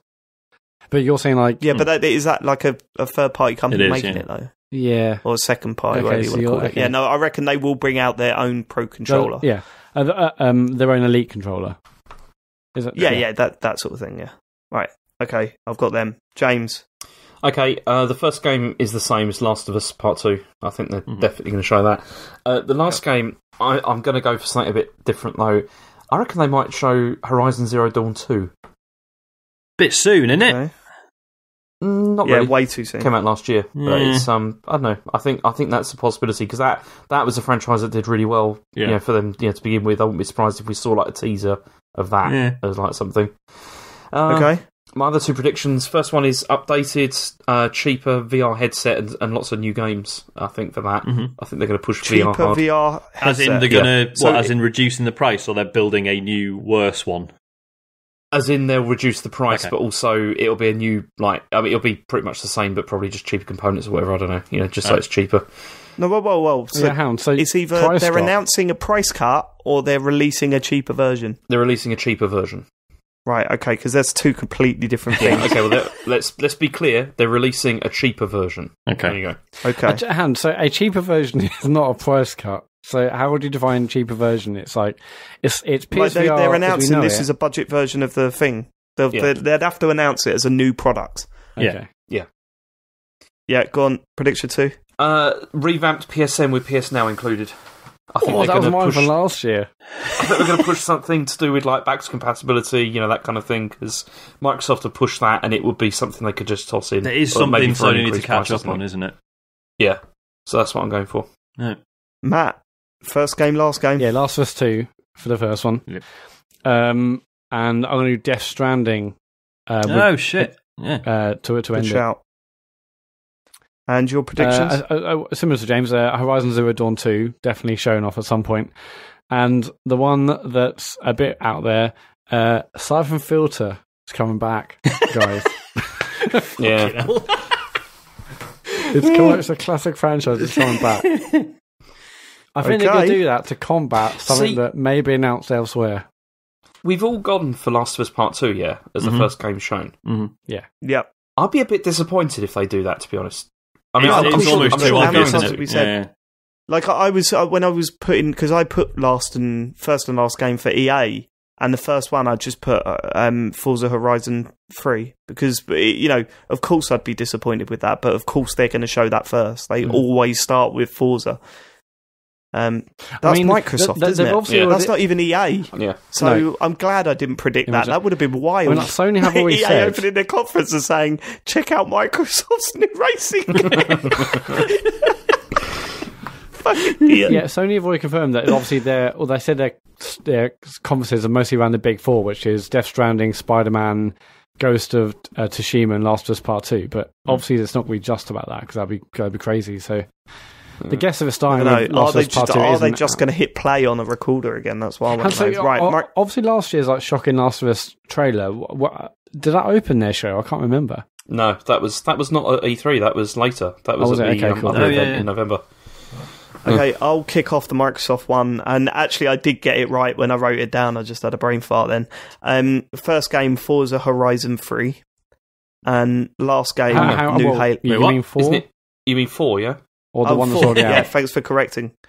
Forza Horizon 4. And last game, New Halo. I've put. Oh, yeah.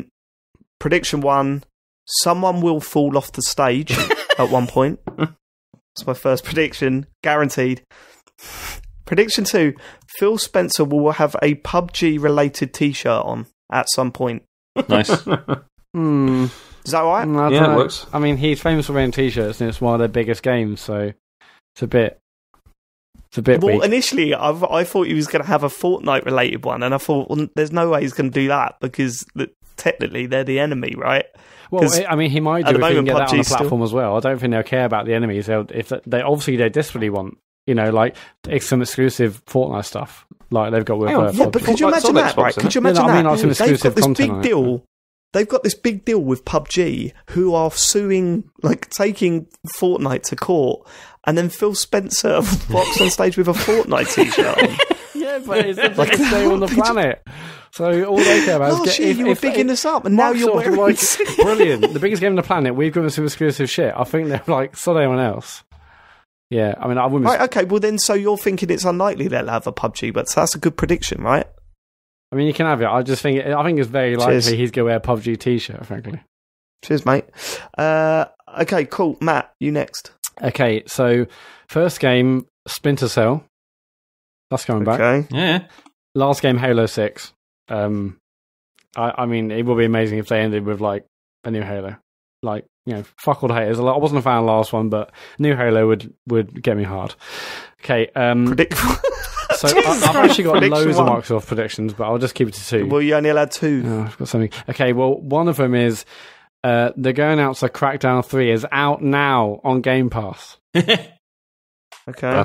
Because this is the first time they can You're sort of do person. that, really, and I guess I could, I don't know, whatever. I think that would blow me away, actually, So if they just suddenly dropped No, that. So if it was on Basically, I think Game it Pass, works that would explain why Amazon were just like, well, fuck your pre-orders.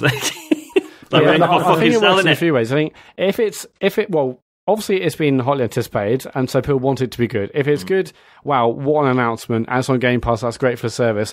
Also, if it's shit, it's just on Game Pass, and it'll get hopefully lost a bit in like the E3 news cycle. So They're going to see I a think thieves it, basically, is what you're saying. Yeah, I think it there's both no way ways. to get lost. It's like, you know, everyone's been anticipating this, and it's like a sort of barometer of like how they're doing. No, but it's Microsoft are well known for not having enough like exclusive games and stuff, and everyone's like watching like a hawk, like or whatever they release. Yeah, there. So it's like definitely that will happen.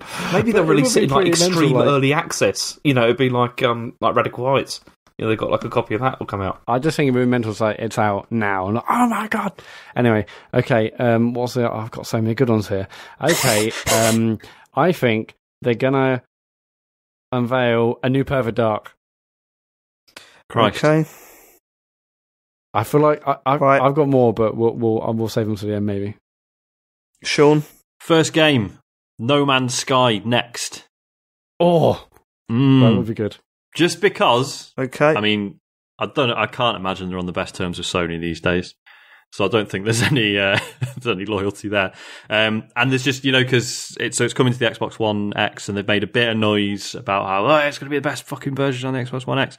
So I think Microsoft will see that as quite a coup if they can. Mind that said, I can't imagine Sean Murray feels like getting on any stages again anytime soon. Well, But not only that, right? I'm not into like console wars or whatever, but if I'm a Sony fan and they make a big deal out of getting No Man's Sky, I'm going to be going, you can have it, mate. Yeah, I was gonna say, but this is the next bit. It's got to be good. It's fine. I quite like No Sean, Man's Sky. it was one man. man's lies, Sean. It was. It's Get it right. Yeah, so first game. Last game, I think it's going to be something from 343, but it's not going to be a new Halo. I think it's going to be something else. Ooh, that would be interesting. Okay. I think it might be That time would to be move interesting. away from Completely go Halo. against all their tweets they've been putting out. Prediction 1. Prediction 1, I think there's going to be a price drop on the Xbox. I think it's what it needs. I think they've Which one? all of them. Across the Yeah. board. But how they've already announced that today with Fucking their hell, new have they? deals. Christ. All right, well, never mind. Prediction 2. Have they? Hold on. So what's the Xbox One X gone down to? Well, it's basically $50 off. I'm not sure what it is over here. $50. But basically, All right. yeah, 20 quid. basically they drop it. Yeah, so it's $50 off from June 7th, and participating retailers through to June 23rd.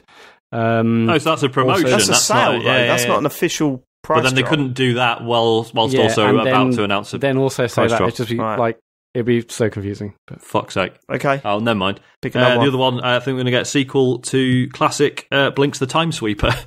they need the old IP. Sean. They do. I You'll like bring your it back. thinking. It's time. Like you're thinking. Right, have you got another one to make you That's two? it, mate. Or all right, James. First game is going to be Halo 6. I think we're going to get that. Last game is going to be Forza Horizon 4.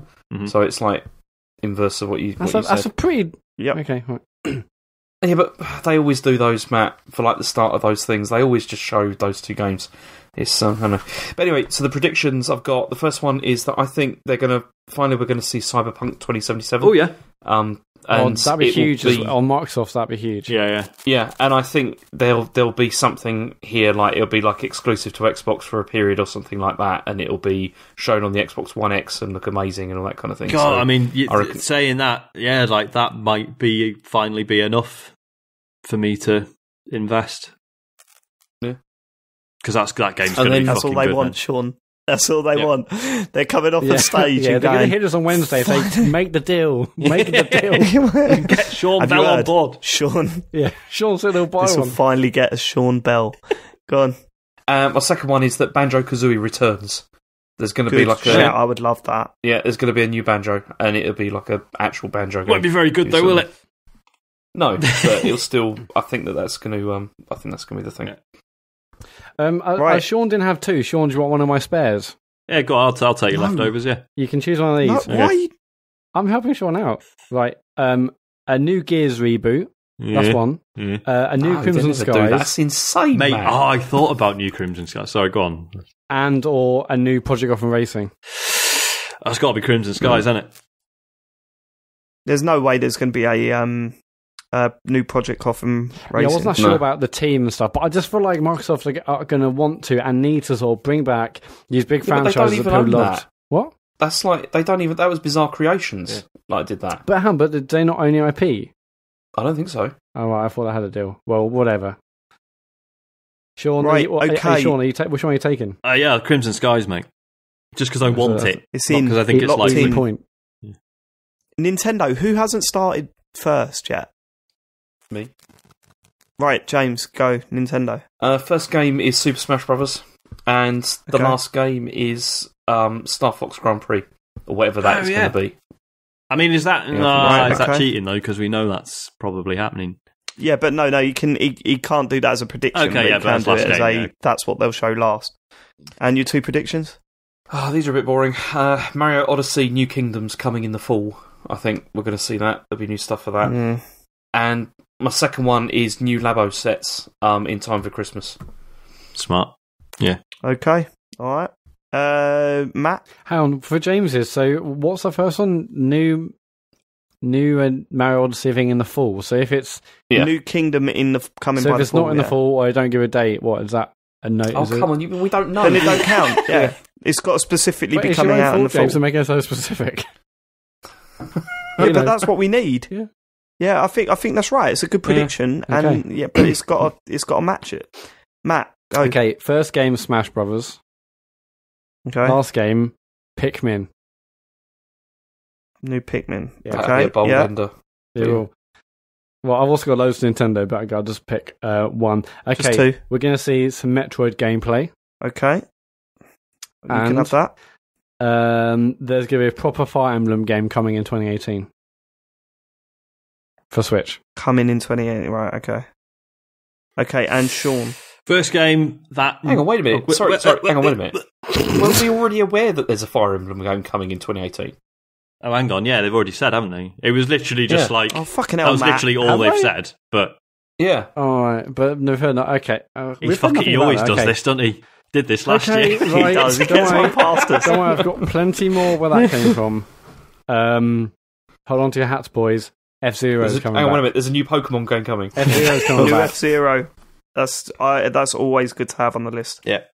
New F-Zero. Okay, Sean. All right, first game, that new Yoshi one that I don't think has a proper name yet. I think we're going to see more of that. Okay. And the last game, I think Hang on, sorry, what's that prediction? What's that prediction? The first game that they show the off is first the one. new Yeah, Yoshi okay. game. last game is going to be a very long section about Smash Brothers. Okay. And your two predictions, please. I think they're, once again, even though they've already revealed it and talked about it for some time, I think there's going to be like a 5 minutes plus bit on the new Splatoon 2 DLC. Even though we've already seen it, I think they're going to do a whole bit with, here's the guy from the Squid Labs, it's the funny man in the coat. And it's... I think you're totally right, Sean. And I think with Nintendo, we're going to see a lot of things that we've already seen before many times. 5 minutes plus is a long time, though, so I think that's a fair prediction. 5 minutes, okay. I'll never forget that Woolly World thing they did. I love Splatoon 2, but they do misjudge those bits quite badly. Prediction number 2, Fallout 76 on Switch. Okay. Big. I mean, okay. I mean, yeah. All right, fine. There's been some news about Fallout 76 since we've been recording. Is it that it's coming to the Switch? It's coming out in July. Oh, shit. It's coming out on Yeah, that's interesting because this is what Bethesda do now, isn't it? Like they just announce things. It's like, oh yeah, it's out fucking next week. That's just how they do their PR. Fair play to them. It's good. I like it. Okay, so my one first game, Pokemon. Last game, Smash Brothers. Mm-hmm. Prediction 1: someone will be dressed as Yoshi in some way. Right, so they'll have either like a Yoshi sort of hat thing on, or there'll be some sort of Yoshi clothing going on at some point during the conference. Or just a man just shitting out a giant egg in the corner. Is it the year of Yoshi? Have they already said that? Could be the year of Yoshi. I'd be up for that. No, I don't think they've said that. Okay. They've said that it's the year of Octolings. They've said. Prediction 2: they'll mention how many balloons have been popped in Luigi's Balloon World around the world. At some point, they'll go, "Did you know that 48 million balloons have been popped around the world?" They'll mention it. They'll just mention that stat in there at some point. Happy with those? Yeah, all right. Good. Yeah. We're all locked in. That's it. That's all the predictions done for this year. We will return to those in 2 podcasts' time, which is in like 3 weeks, and see how we got on. I've got them all saved now. Wow. Shall we do what we've been playing? Yeah. I mean, we're probably not going to get to tweets and emails this week. Fucking hell. My one job. It's running late. It's running late, but let's go on with it, because I mean, I want to start us off. I mean, I've been playing 2 games mainly this week. I've been playing a lot more, but ones I've already spoken about, I don't really need to go over again. One of which is a game called Shape of the World. Mm-hmm. Have you seen what this is? No. It's a indie visual game. It's a strange thing. Basically, it's all in first person. It's out on Switch and I believe on PS4 and Xbox One and PC. It's out. And what you do is it's a walking simulator essentially, where you're just going through these real abstract worlds that are being created as you walk about. And you kind of tasked to try and solve environmental puzzles to try and like walk towards these triangles that completely change the whole scenery around you. And as I say, as you're walking about, like the world is putting itself together. It's strange looking, very eye catching, and for a moment, I'd say about 45 minutes. Like I sat down to just try the opening to see what it looked like initially. I'm playing on Switch in handheld mode, and I've found myself sitting there for an hour and a half playing it because I was so caught up in it. The problem is it is buggy as hell, so anything that it tries to do to try, like as you're playing, the music starts building up and layers of the music's added, and then all of a sudden there's a massive switch in the colour palette of what you're looking at, and you can see what it's aiming for. It's aiming for this gradual build to something, and I still don't know what that something is. And there's intrigue and there's experimenting with things and stuff, but everything's pretty basic, and the biggest flaw this game has is that it's buggy. And for a game that sort of asks you to go and explore, not being able to trust it is probably the biggest crime that it makes, because you will constantly be thinking, oh, well, it's broken then. Once it breaks once, you're like, oh, this is broken. And the first time it broke, the game is so abstract, right, that the music completely cut out, it went completely silent, and then I fell through the floor. And as I was falling through the floor, you know, when you look up and you can see the environment above you, I'm going, right, okay. And I'm not even joking, for 5 to 10 minutes, I sat in limbo, looking up at the thing, thinking, "Oh, they're overplaying this bit a bit, aren't they?" And it took about, I'd say about 7 to 8 minutes where I went, "Oh no, this is a bug." And I just rebooted it and realised that it didn't load up the next part of the level. So then I stopped playing it for a couple of days. I went back to it, and then I got caught in a rock and I couldn't get out. And I was like, oh, do you know what? I wasn't exactly loving it anyway. You know, I was thinking it was a bit drawn out, a bit overplayed. There wasn't enough to it to keep me interested. All it was doing was changing colour palettes, and that wasn't enough to keep me interested. But adding on the fact that I keep running into these little bugs that are stopping me from progressing, and then when you try and load it, you go right back to the start of the chapter as well, shit. which might just be 10 to 15 minutes beforehand. That's a lot, though. But it's 10 to 15 minutes of not really doing anything and having to do it again. And I don't think I'm going to get to the end of this. I think I'm near the end, but it's not intriguing enough to make me go back to it.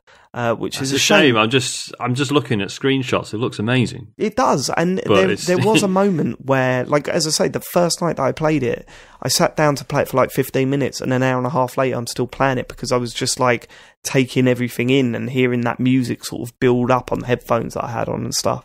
I'm thinking, this is really, really, like, I'm not massively interested in it. I'm not massively invested in what I'm doing, but it's doing enough visually to make me go, holy shit, look at this. And it's not in terms of, graphic, like, it doesn't blow your mind graphically. It's just the amount of different art styles and the sheer colour bursting out of the screen is really sort of hypnotic. But yeah, the moment that breaks, your interest is lost. You're no longer building towards something. You're having to step back and then redo bits again, and it totally loses its magic when it does that. So hopefully, I mean, this game is not out until next week, I think. Hopefully there's a day one patch that fixes a lot of this stuff. And if there is, then take what I'm saying with a pinch of salt. There's every chance that if this is your sort of thing and you want something very different, you might enjoy it. I just couldn't get into it because of the bugs, which was a shame. So there was that, and this week we got our copies of Onrush, the full game. Well, Matt, you say we? Me, Matt, James. Yeah, you can't just wander in and ask for code, Sean. Who do you think you are? Don't you know who I am? But, I mean, the thing is, even if you did get me a code, you've all got it on the fucking Xbox. So fuck it. Yeah, we'll play on Xbox. Matt, we played this for about an hour and a half on Friday night. Yeah. Have you played any more since? I played a bit after you went to bed, but no, because I've been busy. But I what did you make of it? Because you didn't play any of the beta. No, I didn't play any beta. Obviously, played this at Res and thought it was really good fun. Didn't play any of the beta, so I didn't experience what that was about. But I found it really, really, really fantastic fun. Just like we did at Res, really. I mean, you can tell there's. I mean, what feels like a few layers of strategy in these various modes, and when you get taken out of the game, you can obviously switch your vehicle to a different vehicle with different abilities or a different, let's say, weight, say a bike versus a huge truck. And I hope that this game, and it certainly feels like it, depending on how the match is progressing at a time, you do have that level of strategy for you to choose a different vehicle and potentially turn the tides of the game. Well, instantly there's a bit of strategy involved because your cars come preloaded with about an eighth worth of your Onrush already built up. So if you've just used your Onrush and you crash, you might as well switch because you'll be closer to getting a new. When I say an Onrush, it's like a turbo boost, isn't it, for a little time? And those turbo boosts have different abilities. Like some of them leave like block sort of barriers for the other team, so when they hit them they slow down. Some of them leave packages for your team to pick up to add to their boost. Some of them like completely smoke out the screen for the other team. That one seems a bit overpowered at the moment. A lot of people are using that, and it's really fucking annoying when it happens to you. But yeah, there's what it does when it preloads each of your cars with, like, say, an eighth's worth of your Onrush meter. You're constantly thinking, well, I might as well switch because I'll be closer to my next Onrush if I do that, rather than just stick to the same vehicle every time. Yeah. So yeah, there's little bits like that that's quite clever. Well, no, I mean, so how many game modes were there that kept rotating as we were playing? Like five or so? I think. All of them so feel quite different, and all definitely bring a different sort of style of game to each of these matches, which I really, really appreciated. So there's Overdrive, which just counts everyone's boosts and puts it in a massive pot for your team, and whoever like fills the pot up first wins. There's the Zone Capture one, which is probably my favourite at the moment. Have you heard about this, Sean? No. So there's one where there's this huge green zone right at the front of the pack, and what you've got to do is get more people of your team in that zone and keep them there. For like I think it's like 10 seconds. So if there's 3 on your team and 2 on their team, your team is pushing towards that thing. But obviously the two that are in that green zone as well are just trying to take you out because they know that there's more of you in there. So there's a lot of back and forth in the zone. It's like Capture the Hill, but mixed with Burnout. That works really well. It's a lot King of fun of the Hill, to play. sorry. Cool. King of the Hill, yeah. Then you've got what was the Switch game mode, which is really good. It's like an elimination mode where all of you have got lives, and but you start off on bikes. So when you lose a life, you move up to the next class, and then when you lose that life, you move up to the final class. Once you're out, you can still race and take other people out, but you've got no lives left for your team. Once all of your team has no lives left, then the other team win, basically. So you can still compete even though you're out of lives. You can still drive around. I thought that was really interesting, but particularly in one of the matches we played. It was quite late in the match, and you could still see one of the opposing players was still on their bike. So you knew that guy at least had another 2 switches or 2 lives remaining. So and then we're also basically trying to gang up and taking the guy on the bike out, and you can basically see how the match is progressing by seeing what vehicles the opposing players are still using. And I thought that was really interesting. But yeah, it isn't a race. I mean, obviously when people might have seen videos of this or played it themselves, or for Herb it got announced, this looked like a racing game. It's obviously from the people who, obviously formerly Evolution Studios, who made Motorstorm and Drive Club, and then they got acquired obviously by Codemasters. But it's not a race. It's basically, it's an ongoing sort of match that's just happening. It's a car battle game. It's a car battle game that's happening as you bump forward. Type. But it's not a race to the finish, because it's just happening. The match and whatever the objectives are happening basically on the move. But yeah, like the sense of speed is really great. I mean, like crashing into. There's loads of different names for what is essentially taking out other players, like Burnout. But those are really, really satisfying. Because when you get hit once, you basically get like this sort of alarm goes off, and then basically if you get hit again, you're going to get taken out. So because you know that, you not smashing into one player isn't enough. You've got to obviously hit them again. And there's been a few moments, particularly in the night we played, where I was like hitting one player, and maybe there's an old something on the track, and basically maybe they might like a tree in the way, and then after I hit them once, I went to go for a second hit, but then I hit the tree and they dodged out of the way. So I like the fact it's not just one hit and they're out. I think there might be potentially, if you're like a huge truck and they're a bike. Oh no, I've been taken out straight away several times. Yeah, it's definitely possible, especially when you're landing on someone's head. Oh, yeah. That's probably the most maybe it's only if you're infuriating way to get done. Class of vehicle potentially, it takes more than one, but yeah, I thought that was really good. But it's just immense. That's fun. It. We don't really know the intricacies of how all that stuff works yet. And I mentioned last week that the beta asked more questions than it answered. There was definitely some netcode issues. There's definitely some hitbox stuff that I haven't wrapped my head around yet, but felt frustrating from the beta. Problem is, I still haven't got those answers. And now the review embargo's up on the Tuesday, so yesterday as you're hearing this, if you listened on the Wednesday. I don't know how anyone can properly review it yet, because every game that I've been in so far has only had 1 or 2 human players. The rest have been bots. So we won't really know how this game is going to fare after, say, the first... Because it's immensely fun to play. It's immensely fun to play. It's got a single-player game as well. You don't have to play online. It's got, a single-player mode where everyone's bots. But it's essentially the same game. It sort of pushes you through a way of trying new vehicles and different game modes and stuff like that. And it's immensely fun to play. But whether it will have that lasting power or not is all down to whether it feels good to play online. And at the moment, you can't really judge that, because every game you're playing against 1 or 2 other people, and the rest are all computer controlled. So there's less stress on the server, so the games are a lot smoother than they might potentially be. And also, just the way people play is completely different when they're bots. So I don't know. The jury's still out. What I will say is that session we played on Friday night, and every time I've played it since, I've had a whale of a time, an absolute blast playing it. And the loot box, it's got a loot box system, which I know will turn a lot of people off, but that feels really good. It feels, it's totally inspired by Overwatch. So every car's got various different skins that you unlock with these loot boxes. There's loads of banners and tombstones. Tombstones, Matt, I know you were asking. When you die, you leave a tombstone on that track.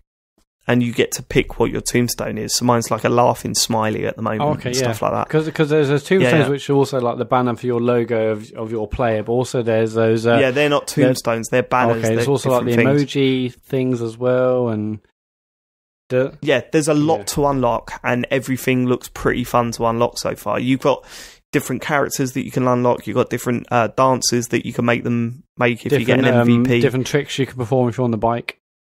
Yeah, so there's loads to unlock, and that stuff's going to be great. Hopefully, if it keeps up the pace it is. It doesn't feel like it's strong-arming you. I'm getting so many loot boxes. It's unreal.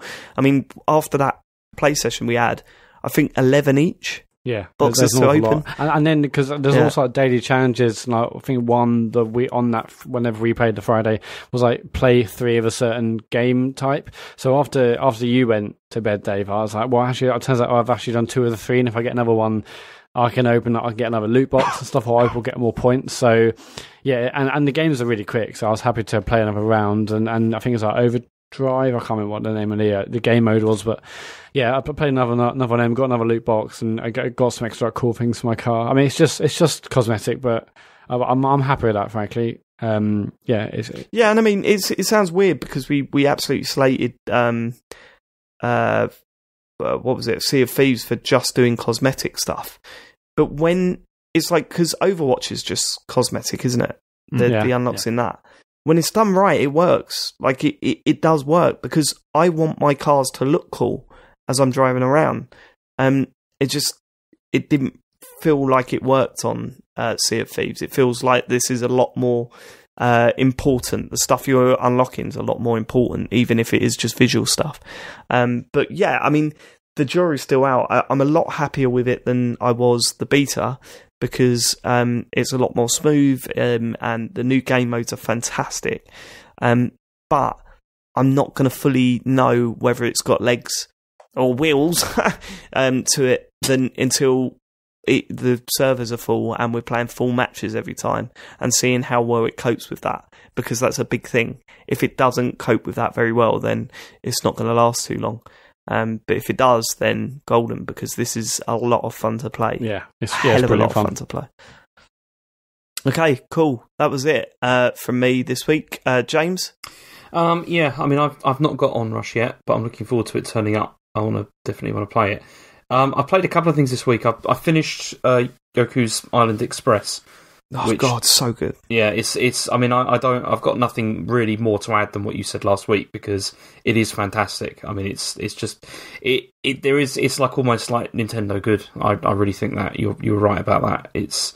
And I'm going to go back and see if I can unlock more of it. But I really think, David, like, after hearing you, like, you're so keen on like going back and unlocking everything, I seriously think you'd like this side, like trying some other this style of game. You know, I think maybe you might find something that's good. I mean, yeah, there's a lot of really good games like from that out that I'd go for. I was very surprised. Like, I was and I wasn't. I mean, I knew it was a very, very good game, but I was a little bit surprised by how positive the press has been for this, because there's still part of me that's like, yeah, I'm enjoying struggling getting one side of the island to another. Mm-hmm.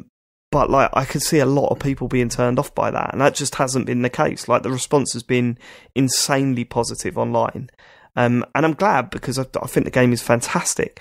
I didn't know it would get this sort of universal praise. I thought there would be the odd people that would just turn around and say, no, actually, I think this is shit.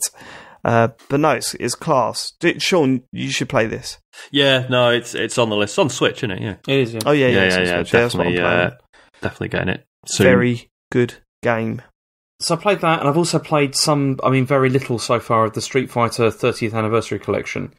Because I wanted to play on Switch, but ended up it was the PS4 version I got in the end. And you see, I've played it's a huge collection. There's tons of games on it, but only some of them work online. They've like limited it down, I think, to about 4 or 5 of the games that, like, you can play online.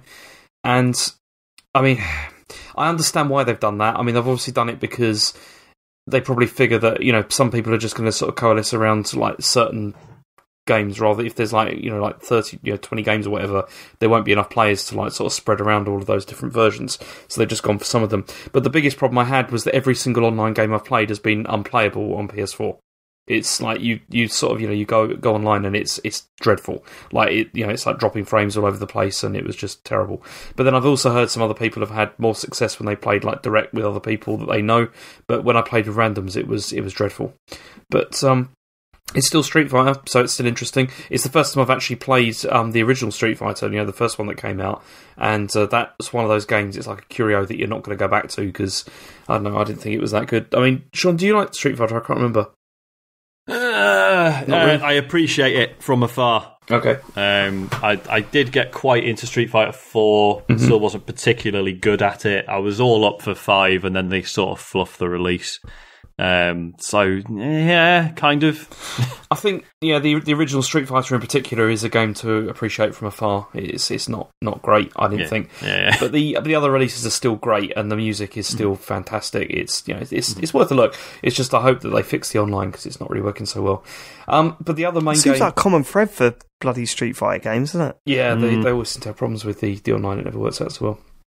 But the other main game I've played has been Detroit, which I've... Hey, what do you think? Okay. See, I finished... Sorry, hold on. My phone's going... It's Gary Dawson on the phone. Should I hang up? Should I red button it? He says it is a burning. Go on. So anyway, I mean, I played this last week, and I did it... I think I did the whole game in about 5 or 6 days. Like, I just went on and played about 2 hours each time. And, I mean, the thing is about it is that it's definitely better than Beyond Two Souls.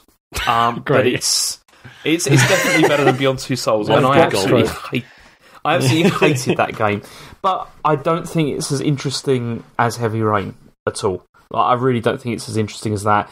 And although it's like, I mean, as I've said like repeatedly about this game, it is visually stunning, and the acting is generally like far, far better than anything there's ever been in a David Cage game. Like there's far fewer of those sort of like lines which are just like hysterically bad. Although there was one towards the end which kept on being quoted by everyone in the chat because it was really funny because it made no sense and it like solved a problem but for no apparent reason. There's a lot of things like that. The biggest problem with the game is the pacing, because the pacing is really generally terrible. It's very uneven. The way that the game's been put together. I mean, some evenings I was just like really just praying for chapters to come to an end because they were so monotonous and dull. But then other things came along that were really interesting and actually started to do something. Actually, you see, that's the other thing. I mean, the stuff that was interesting, it wasn't even things which are new. Really, it was still ideas that are basically been ripped off from films, but implemented really well. There was a couple like that I did kind of enjoy. I mean, and also the general strength of the game is this idea of these branching storylines. So once you get to the end of each chapter, you get like a rundown of what you've missed and how you could have chosen differently. And that was really weird because some of those, I mean, it gets really super complicated. Like you've got like just so many different paths of how things could be. But the thing is, I'm not really sure about this because after finishing it, I felt very unsatisfied with the way that my game ended from this. And although there's this sort of huge diversity of experiences that the player can have, they can lead to quite unsatisfactory playthrough. Like, my one was unsatisfactory, and it was... And I know the whole point of that is like, okay, maybe I made mistakes and things weren't, I didn't perform like properly in certain parts of the game. But that kind of would indicate to me that it means that the choice that you're being given, there's not really much point to that. It's kind of illusionary when it's clear that there is actually a better path that you're supposed to go through it. And it means that there are kind of fail states, if you see what I mean. Does that make any sense or not? Well, not if there's no fail states. Well, no, but there are fail states in the sense that you don't fail, but the ending you get is so rubbish that you might as well have done. Like it's the ending that you get is really disjointed and doesn't make a lot of sense. Which is what I got. Not that it doesn't make a lot of sense. It's just really unsatisfactory. So I don't know. I mean, that's something I need to think about a bit more because. And it's something I need to talk about. Like, I'm hoping, like David, I've just sent it to you. I want you to play it because I want to discuss it with you as well. Yeah, we'll have a chat about it. Yeah, definitely. I mean, the main thing about it is it's not a terrible game. I mean, it's. And I mean, one of the worst things about it is that again, I'm just talking about negatives, and this is what I didn't want to do.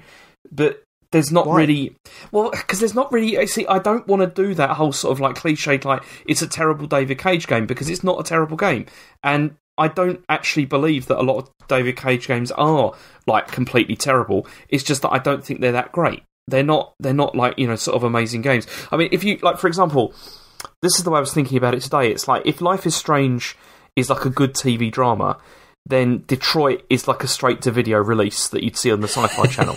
That's kind of what that's kind of where I feel David Cage's games are. Like, I don't think that they have anything particularly interesting to say. Like, I don't think this game has anything particularly interesting to say about what it's trying to cover, because it's been done before in so many other mediums better than it's been done here. That's my main sort of problem with it. And, I mean, the other problem is the fact that the issues that it handles... I mean, we talked pre-release about all the things that, like whether... David Cage could handle like these sorts of, issues that it brings up in the game. And, I feel from watching it that I'm not going to say I was right about that, but I do feel that the way that some of the way that things are sort of built, like the world building that's done, the lack of character that there is, and the way that it's not really built up. I mean, most of the time it's just kind of lazy, but then sometimes it's kind of offensive as well. In places as well, which you'll sort of see like from it. It's just really frustrating, because I just feel there is so much potential here, but there's just so much flab that could be removed to make it a more interesting game. It would have been much more interesting. I mean, Mr. Scheissmile from the Discord, he recommended me this video to watch, which was talking about do you remember there was a video that came out before Detroit, where David Cage was showing off the Kara one, and they were in this video, they're explaining why that really worked and why it was brilliant. Because it was really focused. It was really focused on like one aspect of it. Whereas the problem with Detroit, and I really agree with this, is it tries to go in too many directions and it loses the focus. I mean, one of the things that they could have done in Detroit is they could have just focused on one relationship in particular, which did work. That was really very interesting and could have been like an interesting thing to explore. Unfortunately, I can't explain what that is because it'll ruin the game. But the fact that it goes through so many different characters and it looks at it from so many different perspectives, to me, it loses impact because of that. And there's also the usual sort of pointless busy work as well that you get. Like, there's this particular bit where it says you need to cut through a window. And rather than just going and doing it, you have the whole process of, like, you have to go over, you pick up the bag, you move the bag next to the window, you pick out your tools, then you do the window. And it's like, I understand why he does that. I know that that's because that's how he thinks that environments are constructed, but it's tedious beyond belief to play that. Like, when you're going through it, it doesn't work. Like, I really don't think it works. It's a bit like with you remember the Walking Dead games when the first series of that came out, and it was kind of like they had all like those sort of puzzle bits in and stuff like that, and then after a while they figured out that actually people didn't care about that stuff, and what they really wanted was dialogue. They really wanted to sort of control the conversation and stuff like that. It feels like finding the batteries and fixing the car in Life is Strange, stuff like that. Yeah, and it's like that's the stuff that most developers now have kind of moved away from that, but it feels like David Cage still hasn't figured out that actually that stuff's really boring, and it doesn't help advance the story at all. It doesn't really create any sort of feeling of place like within the world. It's just tedious, and that's the main takeaway I got from the game, is that it's just during a lot of it, it's just really tedious, punctuated by bits which are really interesting and really fun to play, but just too many problems. I really want to talk about this with somebody else that's played it. Who probably? I mean, I think David, you'll enjoy it. I think you'll think it's pretty good. But cheers, mate. Well, no, because I'm. It's just such a difficult game to talk about because people are just going to expect me to just say it's just really terrible. It's not, but there are a lot of problems with it, and the stuff, particularly towards the end of the game, is truly embarrassing. Like the stuff which is sort of, pulling on the imagery of like of like real world imagery and stuff like that is really, really poorly like executed and embarrassing. But I don't know. I want to talk about it with somebody else because. Okay, right. Yeah. Well, I'll play it next week. Yeah. And that's it for your list, is it? Well, there was that, and I also played I briefly, like really, really briefly, played the Mario Tennis. Like Aces. Oh shit! Yeah, I played that. Boy. Yeah, me too. I mean, it's a bit of a mess, isn't it? I didn't enjoy it. So. It's fucking brilliant.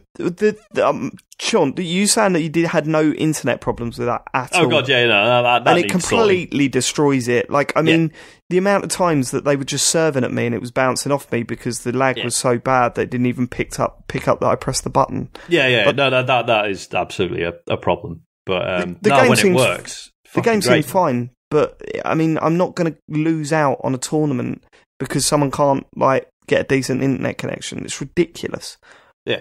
Yeah, I didn't actually try the online tournament mode, but I have been enjoying playing the single player stuff. Although I felt like there's a lot of moves to learn, so I went for that training thing twice or 2 or 3 times actually trying to get my head around all the various moves, and then you can be obviously doing fairly well, and then the computer control player can just do one of them smashes, and even if you hold down L or R or whatever, so you go into slow mode, there's still such a small window to actually actually block it at the correct time. And then I was on board with you. I was just thinking, oh, that's the win button, but then 2 things happened. The first being someone tried that on me when I had my power up full, so the moment it come over to me I just pressed L and hit it back, did a special move back, and they couldn't do fuck all about it.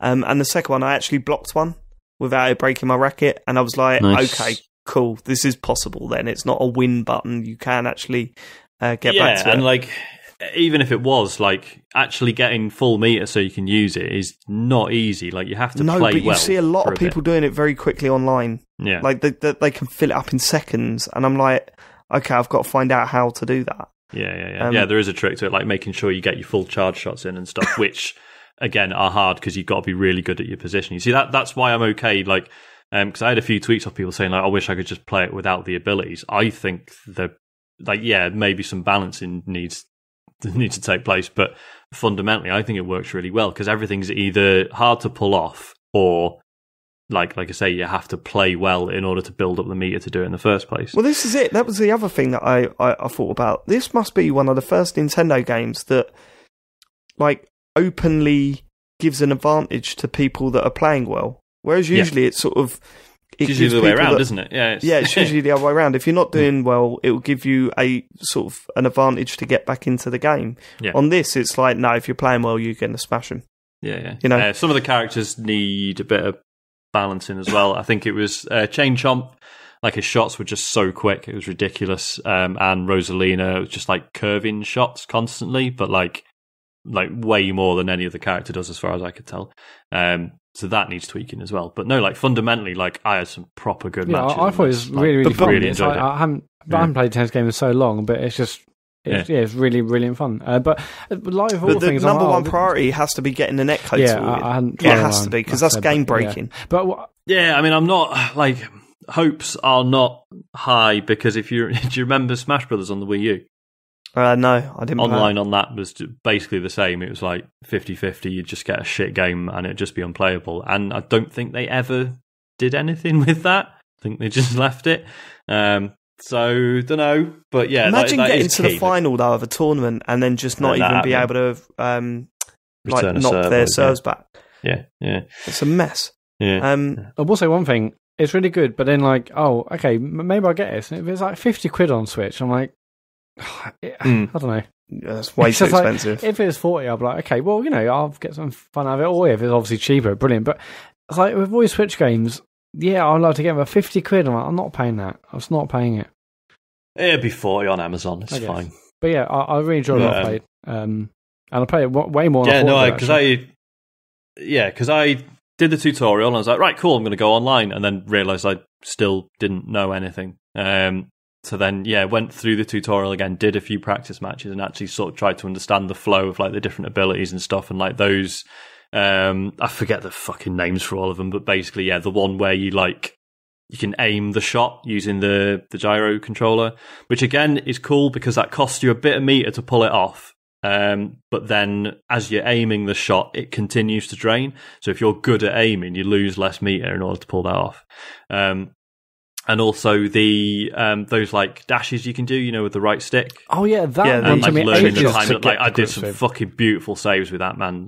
It was so good. Yeah. But again, that's quite risky because it costs you meter. So if you can live without it, you more quickly get to use your super ability or whatever it's called. So no, I thought it was pretty perfect, aside from some balancing issues and the online netcode but that's stuff. such a game-breaking thing. Like it is, but it's only a beta, isn't it? Yeah, but are they going to do anything about it? Which I doubt they Possibly. When's it actually out? How long's it got? It's out soon. A couple of weeks, isn't it? Yeah, it's not that long. Is it soon? Shit. Okay, so that's definitely your list sorted then, James. Yep, that's me done. I find that interesting. You Why? seem to have failed to mention that. I mean, it's been a long-running joke, and it's been a joke that we've done so much that it's not even funny to say anymore. But Matt, did you know that James had bought FIFA 18 again? Oh, this again on the Switch again? Not this again. Yeah, James, what's wrong with you? It was on sale, and that's what I'm saying. But so were the last 4 copies, probably.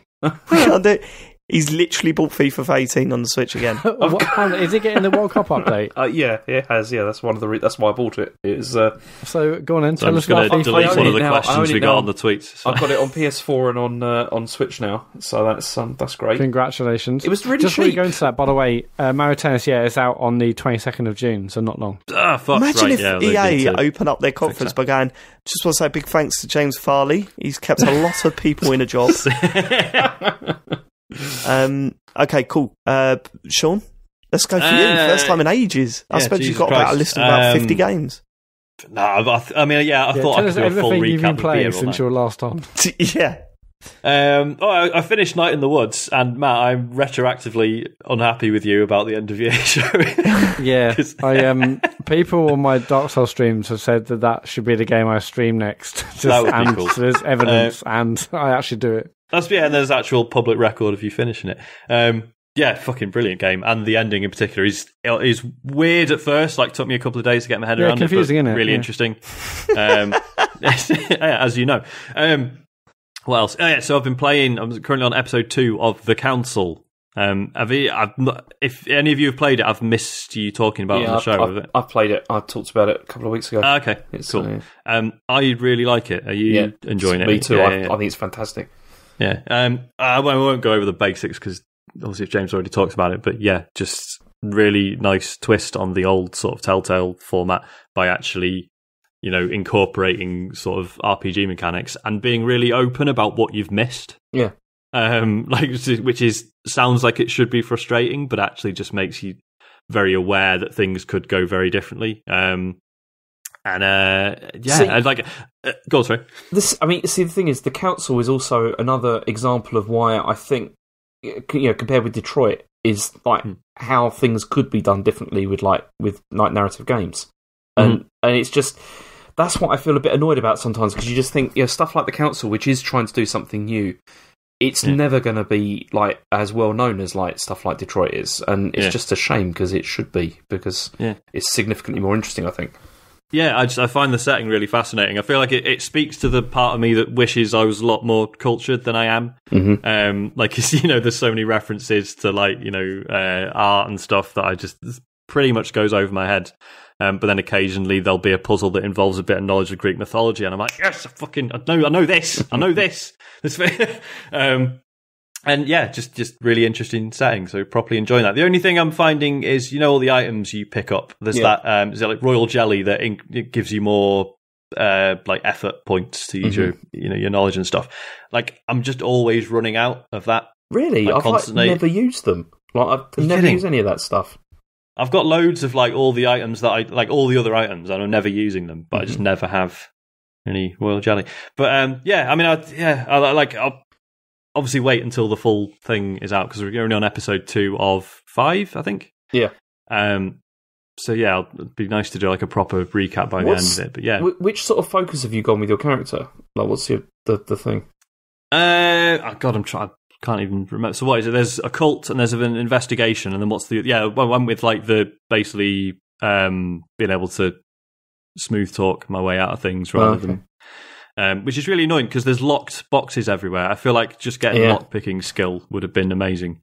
This is what I said in the last show, because it was like in the first episode, it really felt like you could just choose to go because I went the diplomat option as well, and it felt like that was fine. But then in the second episode, it's like, oh, actually, I did need some of those skills because it's made this quite a lot more difficult. which is It was interesting as well. I was seeing Matt Castle, ex-editor of OXM and ONM and a bunch of other things. He's been playing it, and he was saying like there's a dinner party in the first episode, and like if you just miss things or you play it quite badly, you just have to sit there and you've got nothing to contribute to any of the conversations because you don't know what's going on. And I love that, even though it like must be really frustrating for certain people. I love that the opportunity is there for you to just fuck up, and enjoying that. We're spending a lot of time on Dark Souls Remastered, which is it good? I mean, it's not very remastered. Really? There's some nicer lighting, and I think what are you playing on? I'm on PS4. Right. And like, you know, it's Dark Souls. It should be ported to every format till the end of time. So I'm not complaining, and I am enjoying replaying it. But yeah, like they've not done a huge amount with it, and I think I know the community's gone a bit nuts because they have actually like introduced new bugs. Have they? Yeah, and we've remastered the bugs, guys. Yeah, that's great. It gives us something to fix in the next one. And I didn't realise. So I'm playing on PS4, right? So as far as I'm concerned, I've gone from not really having a copy of Dark Souls that I can just turn on whenever I feel like it to now having one, and that's good. That's worth having. But if you mainly play Dark Souls on the PC, Dark Souls came out on the PC and was fucked, and then within like a day, someone produced a patch for it and fixed it and stuff. But like Namco Bandai never officially fixed it. Like it remains fucked unless you're supposed to go on a website and download this utility called DS Fix. And the community's done loads of interesting stuff with like modding it and what have you. That's all. That's gone. You can't buy that anymore. That's been pulled from Steam because Dark Souls Remastered is out, which now has none of the mods available for it because it's it's totally rebuilt and stuff. So I think if I was playing it on the PC, I'd be like, well, fuck yeah, I'm sticking with the old one. There's like no reason to buy it, as far as I can tell. Is the frame rate better in Blighttown? It is. Frame rate's very good. I'm pretty sure it's 60 throughout. I mean, yeah, so Blighttown's been an interesting one. I mean, like, it's a fascinating game to go back to because, like, it's never easy, but when you look back and like, fucking hell, it took me like a week to do Capra Demon or whatever, did him second go. Like, you just, and like, Ornstein and Smaug, second go. Sorted. It's fine. The archers in Anor Londo are still pricks, though. They can go fuck themselves. But it's just really weird going back and be like, I haven't touched this game in 6 years. But I remember every fucking inch of it. I know where enemies are going to come at me, and I know the layout, and I know where to... Like, I've needed a few reminders of where to go next. Because there are things I prefer about Dark Souls 2 and 3, but the interconnectivity of the world in Dark Souls 1 is fucking unbelievable, like, even now. Is it true? Is it true that I saw that where now it gives you like a proper... It tells you where to go now. Like Did it not always? I don't know if it was a joke. I don't know if it was a joke, but someone had a screenshot where the crestfallen warrior was going, go up to the Undead Berg to... Yeah, he's always done that. Has he really? Yeah, he's like, there's two bells. I thought the joke was that in the original game it didn't it told you fuck all. It just told you there's two bells to ring, but didn't tell you where they are or how to do it. I think it's always told you that. Okay, gotcha. I don't know. But it's still a very fascinating game, and even more fascinating to go back and just realise how much of it you still remember. And like Sen's Fortress, so again, I remember that being like a whole thing where I had to like study it basically, and like Sen's Fortress in particular almost like trains you up to the point that you have to know every fucking inch of it. Yeah, gotcha. You come out the other end thinking, I know that area so well now. And now it's like, it's just another bit. It's just because it's another bit you do. Because you can't get through that game without becoming somewhat of an expert. Speaking of which, Matt, I saw you taking down Artorias. That was fucking beautiful. Yeah, that was an amazing fight. Yeah. So good. One of the reasons I've been happy to go back is I never did the DLC, so that's what I need to do this time. I may not even finish it, but I do definitely need to see the DLC.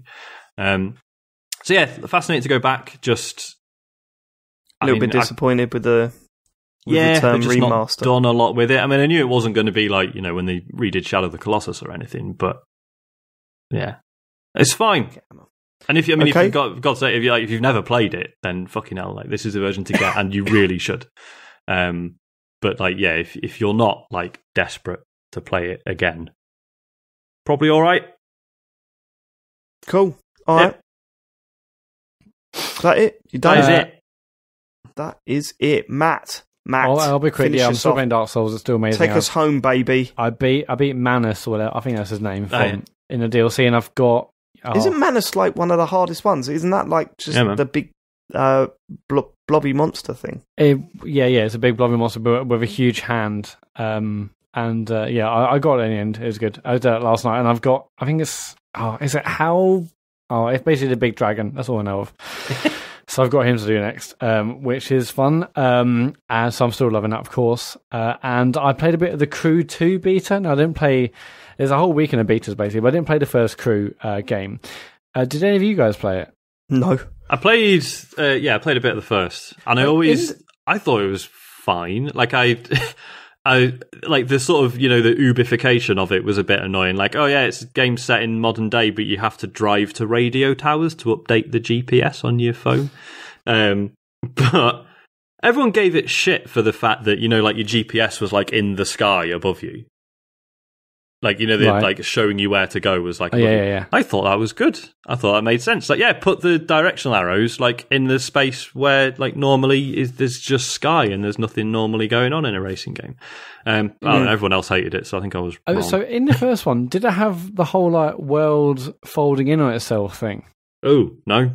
No, because that was shown in the trailer for the Crew 2. And like, oh, wow, that's like, people thought it was a cool part of the trailer. But that actually happens in the game, and it's really weird.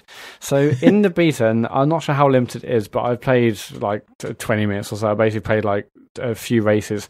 You start off and you're in a car, and God, the first 30 seconds, I was like, wow, this feels like Project Gotham Racing. Maybe it was because, like I was racing through city streets, but it just had like that total like PGR vibe. And I thought, wow, I didn't play the first one, but this already amazing first impressions. This is going to be incredible. And then that first race, you actually go from car to basically, I think the next vehicle is like a boat, but basically you're in this car and suddenly literally the world just like I think you're racing through New York or a big city of sorts, and suddenly literally like the buildings start like flipping on themselves, and then you're in a boat. It's just really weird. Right.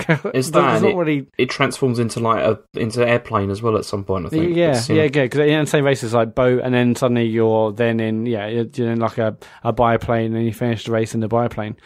But when you say transitions to that, how does it go from folding the world to you being in a different vehicle? Well, basically, this big flashy cutscene happens, and then it's like, and then you're in another vehicle. But so it doesn't. It's not like it happens naturally. The world just starts like being manipulated while you're driving. So you're suddenly in the boat, but then basically. As I was racing, to the left-hand side of me was the huge cityscape, and then that just like was folding on itself. It was just really disconcerting and weird. No one was referring to it. It's just a cool thing that happened. I mean, so that was strange. But I will say, I love the presentation of this game. It's like really big, sort of flashy graphics. It feels like a television production. I mean, the whole game is basically it feels like a very similar story to Forza Horizon, whereby it's like you are part of this like collective, and this like company called Live is like basically filming all the races, and the more wild things you do, you gain followers because it's our social media and stuff. You gain followers, and the more followers you get, there's like the various tiers. If you hit like 10,000, 15,000, 20,000, and the more followers, the more races you do, you can unlock more races around the entire map. And it's a massive map. It's like it's all open world again, a bit like Forza Horizon.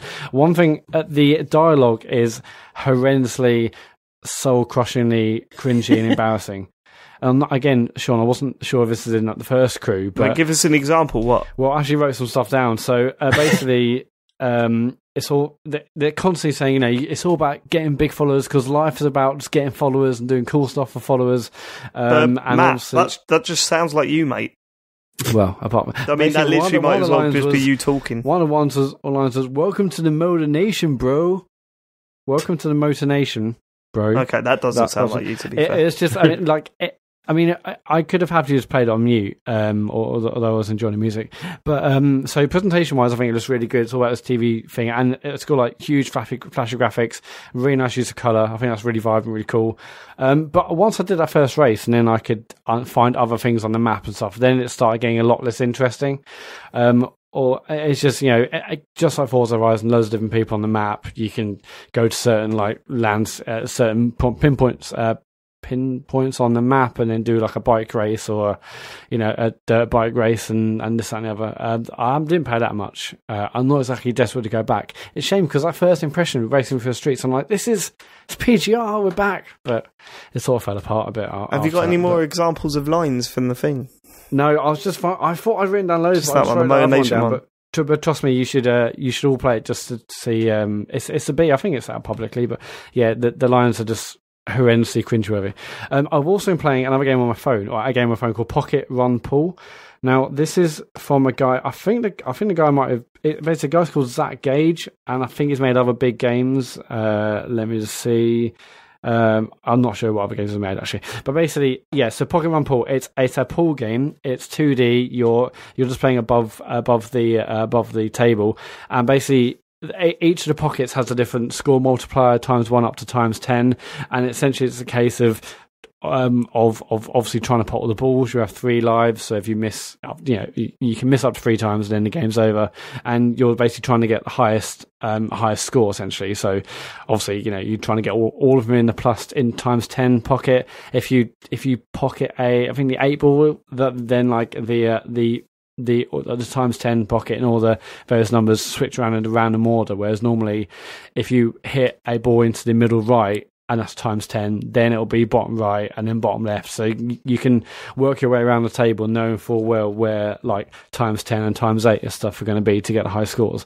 One thing it does really well is that there's like loads of like various like game modes. There's these tournaments which I think happen every like 10 or 15 minutes, and then it's just there's like basically the table's already been broken, so like the balls are everywhere, and it's up for you to try and get the highest score imaginable to basically get like to a place in the top 3 to get a medal. Basically there's tournaments every like 15 minutes to try and get the highest score with the balls on the table as it is. There's also a high stakes pool where basically you get money for obviously winning matches, and every match has various variables. Some could be like the balls are actually 15% larger. Others could be that your cue ball leaves like barriers around the rooms, around the table. So if you do like a shot, say from the top pocket to the bottom one, after that there'll be basically like an impenetrable line or barrier where you've just shot. So you've got to be quite tactical about where you actually place your shot. And there's some other things whereby like you've got to hit your balls in a times 8 or times 10 pocket. But yeah, like it's really quick to get a game. It's really fun, and as someone who was super addicted to virtual pool when I was like 15, 16. I mean, basically when I was 15, 16, I had my own PC.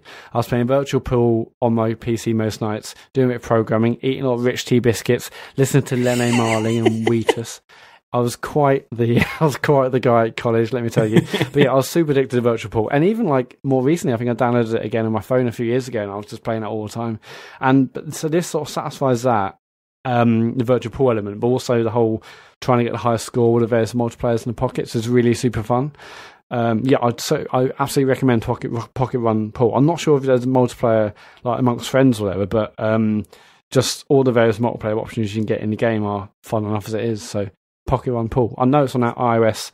I'm not sure if it's out on Android. I'm sorry. Is it free to play? Like, is it free?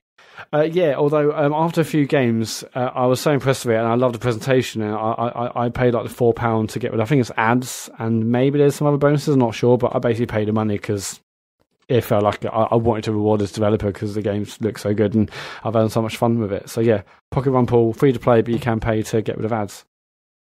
And That's it. I also played Tennis Aces and Onrush and stuff, but yeah, that's it. That's what we've been playing this week.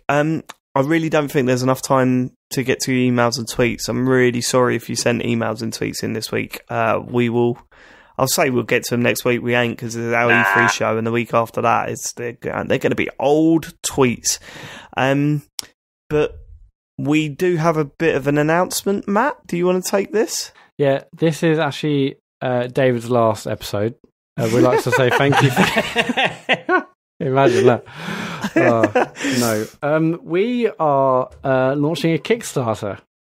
And it's launching this Thursday. So tomorrow, if you're listening to this on Wednesday, going to launch at midday. And it's for some T-shirts and or polo shirts, if that's what you're into. That's about it, really. We're keeping it simple, but inspired by... Does this mean we can stop talking about it in the WhatsApp group? Is that going to... No, mate, it's just going to get more exciting as time goes on. Yeah. What's great is that Matt's got to be off the internet while our Kickstarter's running. Yeah, that is annoying. So I get like a day to see all those lovely pledges come in, and then after that, I'll just be like freaking out because I can't check. We'll keep you updated. It's fine. I know you're getting rid of WhatsApp as well. Yeah, I have to get. Yeah, God, everything has to go. All right, well, I'll send you a picture message with please do. So Kickstarter launching this Thursday, which is, what day is that? It will be the 7th. Yeah, Thursday. Am I mad? Have you actually said what the Kickstarter's for yet? Yeah. T-shirts and polos. Oh my God, yeah. God, I'm sorry. I'm having a breakdown over it. So Thursday 7th, midday, we're going to launch Kickstarter. I think that's about it. I'm not sure what honestly, else I want to say. I think, I know I'm biased and everything, I think the T-shirts and the polos look fantastic. So I'm really excited to get them out there. We were always saying we didn't want to do anything like this unless we wear them, and I'll be honest with you, I'd bust that. Well, I'm a polo shirt man anyway, but I even thought although the T-shirt is pretty much just our logo, I still think it looks great. It's a screen printed logo of just like the horizontal lines, and the polo shirt is actually embroidered just the 4 diagonal lines above the pocket. No pocket on the female version, I'm afraid to say. I'm not quite sure why, but that's that. So fairly reasonable prices. There's a bundle as well. You can get both, save a bit of money. So check out the Kickstarter on Thursday. Obviously, it'll be all over our social media, but do check it out. Cool. And I think that's it. I mean, we could do our usual social media stuff, but you know what to do. Just go and subscribe and send us reviews and stuff like that. And Matt, I've got to say, good luck. It's not an easy thing to do, but I know you, and I know how committed you are to these sort of things, and I think you're gonna be fine. Yeah, I'll delete all the apps, and I'm going away on holiday. I mean, I won't be able to Instagram anything on holiday, which is a bit annoying, but yeah. Everything's going. That's the only way. You can still take pictures. You just won't be able to share them. I'll be taking pictures with using the camera, and I'll be on SMS, guys, if you need to contact me. But that's it. Like I'm even going to delete Chrome and Safari, which you can do now, obviously on iOS.